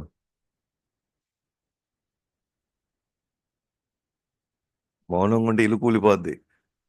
ఆ, అందుకే మనకి ప్రభుపాదుల వారు 3 ఉదాహరణలు ఇచ్చారనమాట, కోపాన్ని ఉపయోగించిన వాళ్ళు మన శాస్త్రాల్లో. ఉదాహరణకి ఆంజనేయ స్వామి, ఆయన శుద్ధ భక్తుడేనా? కోపం వచ్చిందా? ఎందుకు కోపం వచ్చింది? రాముణ్ణి రావణాసుడు నిందించాడు కాబట్టి, సీతమ్మ వారిని అపహరించాడు కాబట్టి. అక్కడ అతను అన్నాడు, నువ్వు కోతివి, నీకు తిట్టా నువ్వు అట. ఆయన ఏం కోపడలా. కానీ రాముణ్ణి సీతమ్మ వారిని అన్నప్పుడు మాత్రం కోపం ఏం చేశాడు ఆయన? తగలబెట్టాడు. అంటే అది యుద్ధంలో భాగం కింద, అది ఒక కన్స్ట్రక్టివ్, అది నిర్మాత్మైనటువంటి ఒక ప్రయోజనం కోసం తన కోపాన్ని వాడాడు. ఎవరైనా ఉమ్మేశారు అనుకోండి మన మీద, సరే సానే శుద్ధ భక్తుడిని, దానికి కాదు మనం ఉండేది. అంటే మనం టేక్ ఇట్ ఫర్ గ్రాంటెడ్ కాదు మనం. నువ్వు పెట్టుకున్నావు కాబట్టి నువ్వు గమ్ముగా ఉండాలా, నేను ఎన్ని మాట్లాడినా సరే. ఓకేనా? అది కాదు ఇక్కడ. అప్పుడప్పుడు మనం ట్రైన్లో వెళ్తున్నాం అనుకోండి, మనం ఇది చూసి ఓకేనా, కొంచెం చదువుకోండి స్వామి అంటారు. సరే పగలు కాబట్టి చదువుకుంటాం, రాత్రిపూట కూడా చదువుకోండి అంటారు. బాబు నేను టికెట్ కొని పడుకోవడానికి, నేను చదువుకోవడానికి కాదు, నువ్వు ఇలా అంటావు. అదేం స్వామి మీకు అంత కోపం ఎందుకు వస్తుంది మీకు? అంటే కోపం రాకూడదు అక్కడ. అది మనము, వాళ్ళు మన యొక్క దాన్ని వాళ్ళు అడ్వాంటేజ్ తీసుకుంటారు. దానికి మనం స్కోప్ ఇవ్వం. మనం వాళ్ళ దగ్గర మేము శాంతియుతం ప్రయోజనం అది ప్రూవ్ చేయడానికి మనం లేము ఇక్కడ. ఓకే. అవును, నాకు చేయగలిగింది నేను చేశాను. ఇంకా కాబట్టి వేరే బిడ్డకి వెళ్ళు, ఎవరి దగ్గరికి వెళ్ళు, నేను మాత్రం పడుకోవాలి. నాకు కూడా చాలా పనులు ఉన్నాయి. మరుసటి రోజు నేను కూడా సరిగ్గా రెస్ట్ తీసుకుంటేనే మరుసటి రోజు నేను చాలా సేవా కార్యక్రమాలు ఏదైనా ఏదైనా చేయడానికి నాకు, నేను కూడా సరిగ్గా పడుకోవాలి, నేను కూడా సరిగ్గా తినాలి, నేను కూడా సరిగ్గా చేయాలి. కాబట్టి ఇప్పుడున్న సమాజంలో ఇప్పుడు మన కోపం వచ్చింది అనుకో, భక్తుడు అయితే హరే కృష్ణ మంత్రం చేస్తే నీకు కోపం వస్తుంది ఇక, వాళ్ళు కోపం చేసే పనులు తెప్పించి ఆ తర్వాత కోపం వస్తుంది నీకా అంటారు.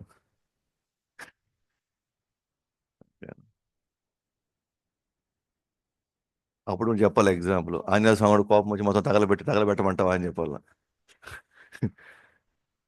అప్పుడు వాళ్ళకి అవకాశం లేదు. అలాగే జగాయి జగాయి మాతాయి నిత్యానంద ప్రభువుని వాళ్ళు ఇబ్బంది పెట్టినప్పుడు, ఆయన్ని పుట్టినప్పుడు చైతన్య మహాప్రభు కూల్గా వచ్చాడా? కోపం సుదర్శక చక్రం తీశాడు, తల నరికేద్దామని. ఆడు భగవంతుడే కోపాన్ని ప్రదర్శించాడు. ఎందుకోసం? వాళ్ళ భక్తుడిని నిందించాడు కాబట్టి. అత్యంత దయగల అవతారం ఈ సృష్టిలో ఎవరు? చైతన్య మహాప్రభు. అలాంటి ఆయనే అప్పుడు నిత్యానంద మహాప్రభు వచ్చి కాళ్ళు పట్టుకొని, బాబు నువ్వే కోపడితే ఇంక ఇక్కడ పరిస్థితి ఏముంది, అసలు నువ్వు వచ్చిందే ఇట్లాంటి రాక్షసుని డీల్ చేయడం కోసమే. నీకే సహనం పోతే ఇంక మిగతా వాళ్ళ పరిస్థితి ఏంది? నువ్వు కొంచెం కూల్ అవునైనా నువ్వు కానీ అన్నప్పుడు కొద్దిగా వెళ్ళి ఆయన కాలు మీద పడండి, నిత్యానంద మహాప్రభు కాలు మీద పడి క్షమించమంటే అప్పుడు కూల్ అయ్యాడు. అంటే భగవంతుడిలో ఆ గుణం ఉంది, మనలో కూడా ఆ గుణము ఉంటుంది. కాకపోతే ఓకే, మనం వాడాలనుకున్నప్పుడు అది బయటికి రావాలి. అది మనల్ని వాడుకోకూడదు, మనం దాన్ని వాడాలి. కోపం వచ్చి మనల్ని వాడుకోకూడదు. మనం ఎప్పుడు అవసరమైతే దాన్ని మనం వాడాలి. ఈ రెండు మధ్య తేడా ఉంది. అండ్ ఇంకొక ఎగ్జాంపుల్ కూడా ఇస్తారనమాట. అర్జునుడు కృష్ణుడికి కౌరవుల పట్ల కోపం వచ్చింది. ఎందుకు? వాళ్ళు ద్రౌపదిని అవమానించారు. సో కృష్ణుడు ఏం చేశాడు? కురుక్షేత్ర యుద్ధాన్ని తీసుకొని వచ్చి అర్జునుడి చేత చెప్పాడు, నువ్వు చంపు వాళ్ళని, నువ్వు వాళ్ళని చంపు అన్నాడు. అంటే ఇక్కడ భక్తిలో కూడా, లేకపోతే అది ఒక ధర్మాన్ని ఎస్టాబ్లిష్ చేయడం, కోపాన్ని కూడా ఒక ఆయుధం కింద వాడాలి. అంతిమంగా ధర్మం నిలబడాలి. దానికోసం ఏది అవసరమైతే దాన్ని మనం వాడాలి. దాన్ని కాబట్టి కృష్ణుడు కోపం వచ్చింది, కురుక్షేత్ర యుద్ధానికి దారి తీసింది. చైతన్య మహాప్రభు కోపం వచ్చింది జగాయి మాతాయి మీద. అలాగే ఆంజనేయ స్వామి కూడా కోపం వచ్చింది. అంటే పాయింట్ ఏంటి? కోపం మనలో ఎప్పుడూ ఉండాలి, ఉంటుంది. కాకపోతే మనకి ఎప్పుడు అవసరమో అప్పుడే దాన్ని బయట తీయాలి, ఒక అస్త్రం లాగా. అంతేగాని దానికి మనం బానిస కాకూడదు.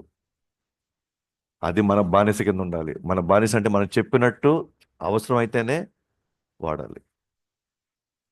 అంటే ఏంటి డిఫరెన్స్ ఇక్కడ? విభజన రేఖ ఏంటి? నేను కృష్ణుడి సేవలో క్రోధాన్ని ఉపయోగిస్తున్నానా, లేదా క్రోధం నన్ను మాయ సేవలో నన్ను వాడుకుంటుందా? నేను క్రోధాన్ని కృష్ణుడి సేవలో పెడుతున్నానా, లేకపోతే క్రోధము నన్ను మాయ సేవలో వాడుకుంటుందా?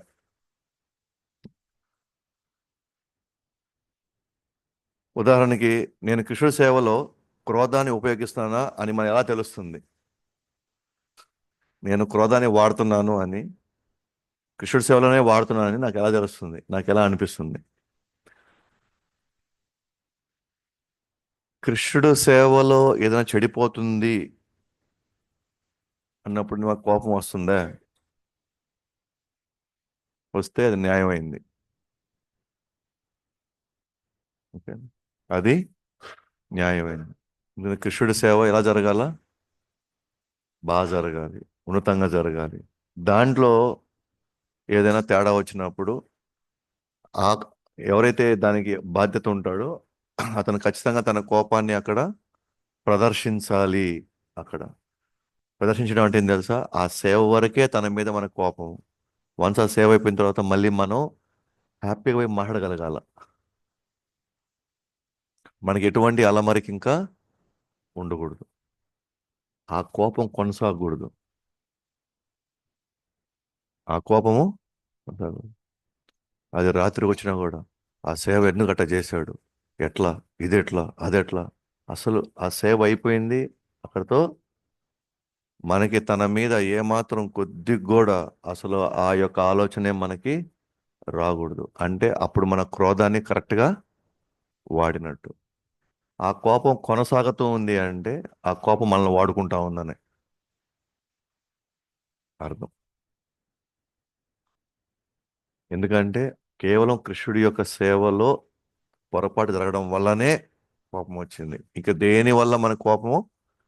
ఆ కోపం మళ్ళీ కొనసాగడం కొనసాగడం వల్ల ఇంకా తర్వాత పిలిచి, అట్లా కాదు నాయనా, ఇది ఇట్లా కాదమ్మా, ఇట్లా చేస్తే ఎట్లాగా, అట్లా చేస్తే ఎట్లాగా, ఇదన్నీ మనం చెప్పగలగాలి.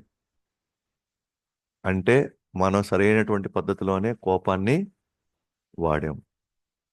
మనం వెళ్ళి అతనితో మాట్లాడలేని పరిస్థితిలోకి ఆ స్థాయిలో మన యొక్క కోపాన్ని కానీ మన యొక్క మాటలు ఇన్ని ఉండకూడదు.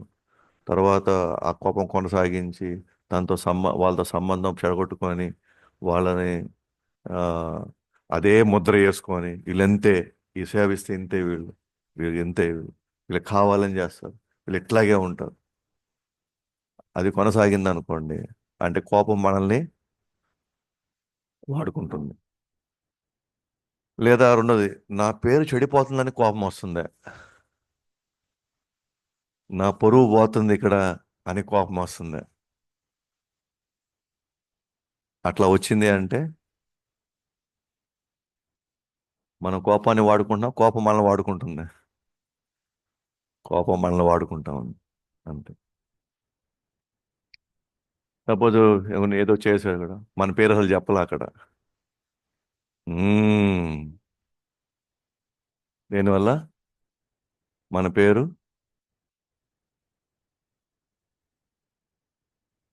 నాకేదో కృష్ణుడు చూశాడు కదా మొత్తం. కృష్ణుడు చూశారు, భక్తులు చూశారు, నేను ఏం చేశాను, ఎంత చేశాను అని తెలుసు. నేను పోయి ప్రత్యేకంగా నిరూపించుకోవాల్సిన అవసరం లేదు. ఫ్రీ. అతను కోపం అతన్ని వాడడంలే, అది కోపం అతన్ని బాగా తోముతా ఉంది. సింపుల్ ఇది. కాబట్టి మన ఉద్దేశం సత్యంగా లేకుంటే కోపం ప్రతికూలం అవుతుంది. మన ఉద్దేశం దేనికోసం తిట్టాము, ఉద్దేశం ఏంటి, దాంట్లో పూర్తి న్యాయం కానీ ధర్మంగా ఉంటే ఆ కోపం అనుకూలమైంది. అదే ఆ ఉద్దేశంలో ఏదైనా సరే మన యొక్క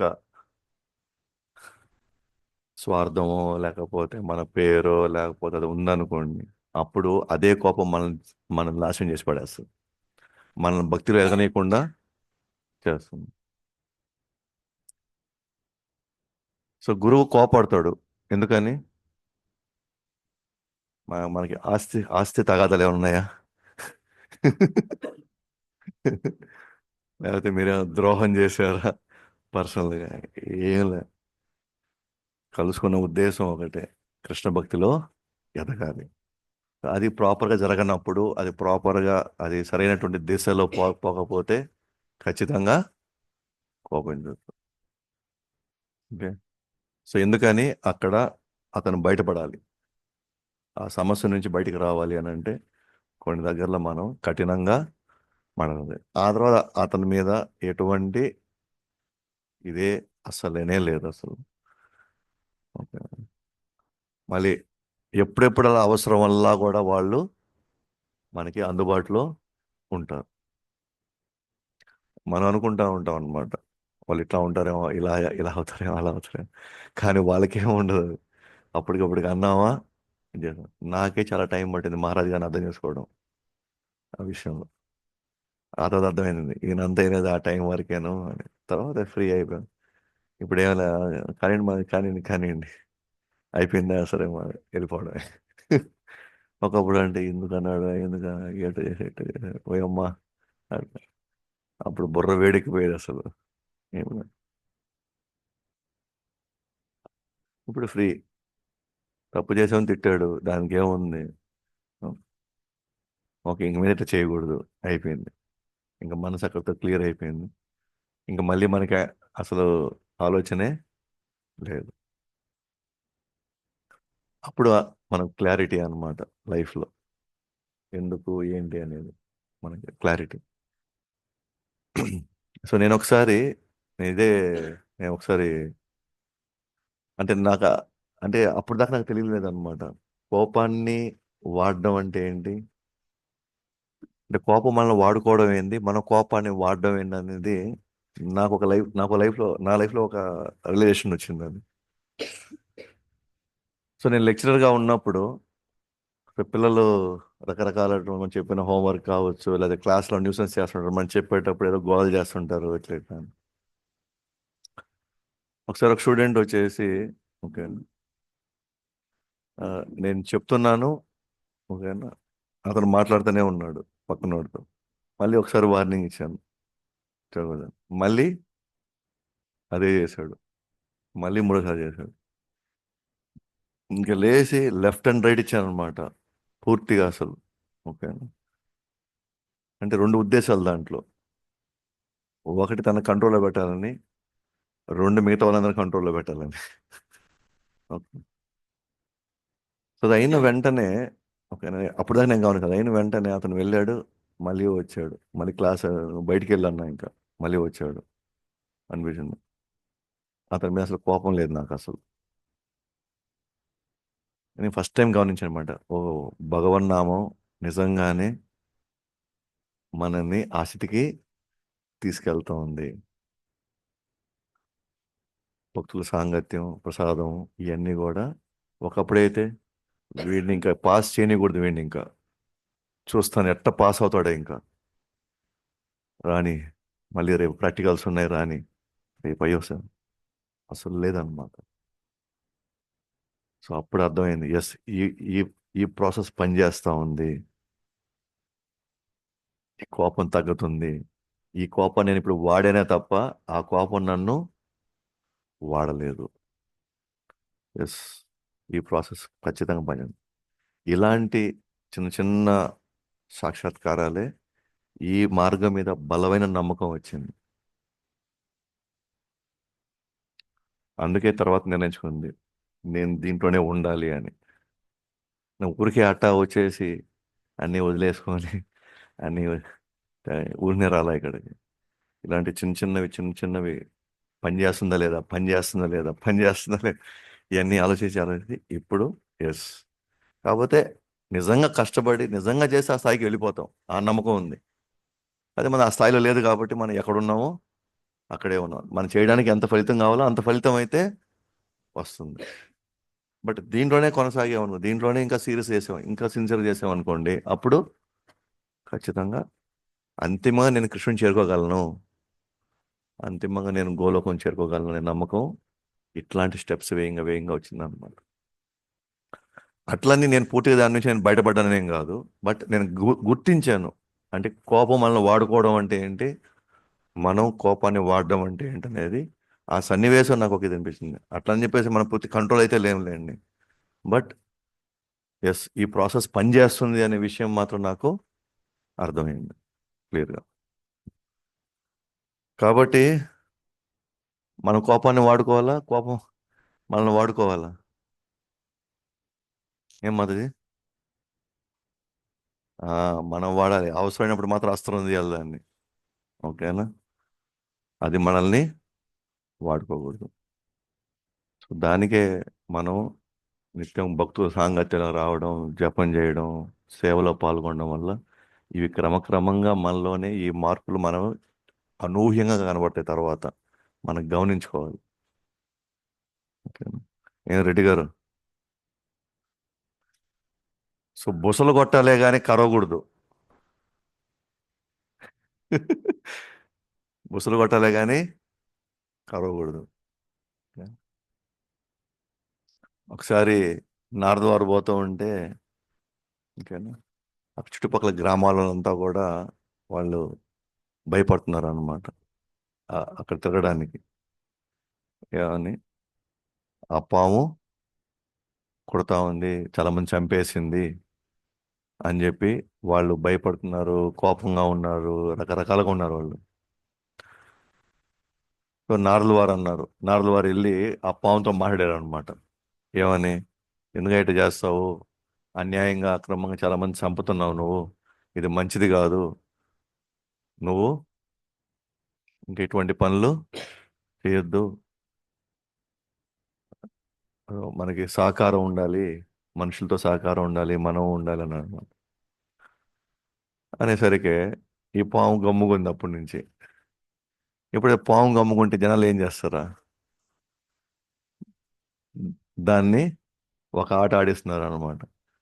అది ఒకసారి వచ్చినప్పుడు అది గమనించాడు, దాన్ని ఎట్టబడితే అట్ట దాన్ని ఇష్టం వచ్చినట్టు కొడుతున్నారు, దాన్ని తరుముతున్నారు. దాన్ని ఇప్పుడు ఆయన సాధువు చెప్పాడు, పాము ఏమనుకునింది, మనం ఇంకా ఉండాలి, ఇంకా మనం ఇంకేం పని చేయకూడదు, మనం ఇంకా ఏదంటే అది చేయకూడదు, మనం కరవకూడదు. అప్పుడు ఈయన చూసి పరిగెత్తుకుంటూ వచ్చి, ఇదేంటి పావుని ఇట్ట చేసి పెట్టేస్తున్నారు, అరే ఇది తప్పుగా ఆలోచించింది ఇది అని చెప్పేసి వాళ్ళందరినీ తరివేసి, ఏమయ్యా నువ్వు పోయి ఈ స్థాయిలో కొట్టించుకుంటున్నావు ఏంటంటే, మీరే కదా స్వామి, ఆ, నేను మీరే కదా స్వామి, మీరు ఏం చేయొద్దన్నారు. బాబు నేనేం చేద్దంటే నువ్వు వాళ్ళ కరవద్దు బుస కొట్టచ్చు కదా. బుస కొడితే వాళ్ళు భయపడి వెళ్ళిపోతారు కదా. నేను బుస కొట్టద్దు నేను చెప్పానా? నిన్ను కూడా కాపాడుకోవాలి. అట్ ద సేమ్ టైం వాళ్ళు కూడా ఫ్రీగా తిరగలగాలి. సో నీ నీ జీవితం ఒక పరిస్థితి పడినప్పుడు, ఒక గందరగోళంలో, ఒక ఆందోళన పడినప్పుడు నువ్వు బుసగొట్టు, వాళ్ళు భయపడి వెళ్ళిపోతారు. సో నిన్ను సంరక్షించుకోవడానికి నీ కోపం వాడాలి. ఓకే. ఓకే.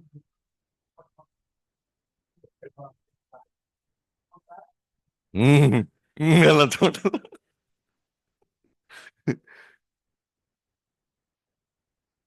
నువ్వు మనం బుసగొట్టడం అంటే తెలుసా? దెబ్బలు తీసుకోవాల మీద తీయకూడదు. దెబ్బలు పక్కన కొట్టాలా. మీ కోపాన్ని మొత్తం దెబ్బలు తీసి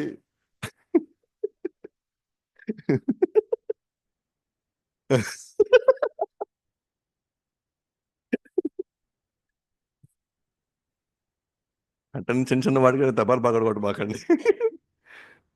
వాళ్ళు మనల్ని మనం ఏం కోపడాల్సిన అవసరం లే. ఓకేనా? మనం మన గురించి ఏంటి మనం పట్టించుకోకూడదు అసలు. ఓకే. మన గురించి అని అనుకోండి, ఏమైనా అనుకో అనాలి. కృష్ణుడి గురించి ఏమైనా అంటే, భక్తుల గురించి ఏమైనా అంటే కోపం రావాలా? ఊరికూరినే కోపం రాకూడదు. ఓకే. సో కాబట్టి దృఢంగా దృఢంగా ఉండండి. ఇతరులు మనల్ని పెద్దగా పట్టించుకోరు. మీరు దృఢంగా ఉండండి. ఓకే. బుసలు కొడతా ఉండండి అంతే, అవసరం వచ్చినప్పుడు. కాబట్టి అయితే మనం ఏమి మాట్లాడుతున్నామో అనే అవగాహన కోల్పోతాము. కోపం నియంత్రణలో ఉంటాము. ఒకవేళ మనం కరవడం అంటే మనం కోపం మనల్ని వాడుకున్నట్టు. మనం కరవడం అంటే, బుసగొట్టడం అంటే నేను దృఢంగానే ఉన్నాను. ఓకే. నా జోలికి మాత్రం మీరు రావద్దు అని. మనం ఎఫెక్ట్ అయ్యామనుకోండి, మనం ఖచ్చితంగా వాళ్ళని కరుస్తాం వాళ్ళని. ఓకే. కాబట్టి దోషం చేసే వాళ్ళ గురించి మనం ఏం చేయాలి? ఎవరైనా ఉన్నారు దోషం చేస్తున్నారు అనుకోండి, మన దగ్గర రెండు ఉన్నాయి. ఒకటి, సిద్ధాంతంతో తెలివిగా వాళ్ళని ఖండించడానికి ప్రయత్నించండి. లేదా మనకు అంత శక్తి లేదంటే ఆ నుంచి వెళ్ళిపోండి వినకుండా. మనకి సామర్థ్యం ఉందా ఎదుర్కొని చెప్పి మాట్లాడి చేసిన ఉందా? ఎస్. ఉండి కరెక్ట్గా ప్రజెంట్ చేయండి సిద్ధాంతాన్ని. దీని ప్రకారంగా ఇది కరెక్ట్ కాదు, ఇది సరైనది కాదు, సరైనటువంటి ఉదాహరణతో మనం ఇచ్చామనుకోండి, వాళ్ళు ఇంకా ఆగిపోతారు. లేదు మనకు సామర్థ్యం లేదా, ఎవరి గురించైనా మాట్లాడుతున్నారా, ఎవరి గురించైనా ఇది చేస్తున్నారా, మన కోపం వచ్చేస్తుందా, అయితే ఆడ మనం ఉండాల్సిన అవసరం లేదు. లేదా మనకున్నట్టు ఉన్నత స్థాయిలో వ్యక్తులకి మనం చెప్పాలి, ఇలా జరుగుతుంది, ఇలా జరుగుతుంది, నాకైతే అంత శక్తి లేదు, మొత్తానికి ఇది జరుగుతుంది కాబట్టి మీరు జాగ్రత్తగా చూసుకోండి వాళ్ళని అని మనం వాళ్ళకి ఫిర్యాదు చేయొచ్చు. సో ఆ విధంగా మనం ఈరోజు ఏమేం చూసాం? వేగాలు: మనోవేగం, క్రోధ వేగం. సో క్రోధ వేగంలో ఏం చూసాము? ఎప్పుడైతే వాంఛలు ఓకేనా నెరవేరినప్పుడు అది కోపం కిందకి మారుతుంది. సో ముఖ్యంగా మాయావాదులు, తర్వాత కర్మవాదులు, భౌతికవాదులు, వాళ్ళ వాంఛలు తీరినప్పుడు ఆటోమేటిక్గా వాళ్ళకి క్రోధానికి గురవుతారు ఎప్పుడో ఒకసారి. కానీ భక్తులు గురిగారు కోపానికి. ఎందుకంటే వాళ్ళు పర్ఫెక్ట్గా కృష్ణుడి యొక్క ఉమ్, ఆదేశాల మేరకు, కృష్ణుడి యొక్క కంట్రోల్లో వాళ్ళు ఉన్నారు కాబట్టి. ఎందుకంటే వాళ్ళ సిద్ధాంతం కరెక్ట్. ఎప్పటికైనా మన కృష్ణుడి సేవలోకి, కృష్ణుడి ధామానికి మనం చేరుకోవాలనేది, ఇది సత్యం, జరుగుతుంది ఇది. ఆ కోరిక నిజమైందే. అది ఒకరోజు తీరుతుంది కూడా. కాబట్టి వాళ్ళు ఫ్రస్ట్రేట్ అయ్యడానికి అవకాశం లేదు. వాళ్ళు కోపపడడానికి అది అవకాశం లేదు. కాబట్టి దాన్ని ఎప్పుడు ఉపయోగించాలి అని అంటే, భగవంతుడిని కానీ భగవద్భక్తుల్ని కానీ నిందించినప్పుడు మాత్రం మనం ఆ కోపాన్ని మనం వాడాలి. మూడు ఎగ్జాంపుల్స్ ఇచ్చాము మనం. కృష్ణుడు అర్జునుడిని, రా రావణాసురుడు లంకను తగలబెట్టడానికి ఆంజనేయ స్వామి, తర్వాత చైతన్య మహాప్రభు ఆ, జగాయి మాత వీళ్ళ సన్నివేశాలు వాడారు. కాబట్టి ఒక విభజన రేఖ ఉంది, ఒక నియంత్రణ రేఖ ఉంది. కోపం మనల్ని వాడుకుంటుందే, మనం కోపాన్ని వాడుతున్నాము. ఎస్. కృష్ణుడి సేవలో జరుగుతుంది, కోపం వాడుతున్నామంటే మంచిదే. కానీ దాని తర్వాత అది కొనసాగింది అనుకోండి, అది మనల్ని వాడుకుంటుంది. సో మనం బుసలు కొట్టాలి తప్ప కరవకూడదు. ఓకే. సో ఈ విధంగా మనం ఈ యొక్క ఈ రెండు వేగాల్ని, మనోవేగాన్ని, క్రోధ వేగాన్ని ఎలా తగ్గించుకోవాలో చూసుకుందాం. శీల ప్రభుపాద్కి జై, ఉపదేశామృతంకి జై, రూపగోస్వామి మహారాజ్కి జై, నితాయ్ గౌర్ ప్రేమానందే హరి హరి.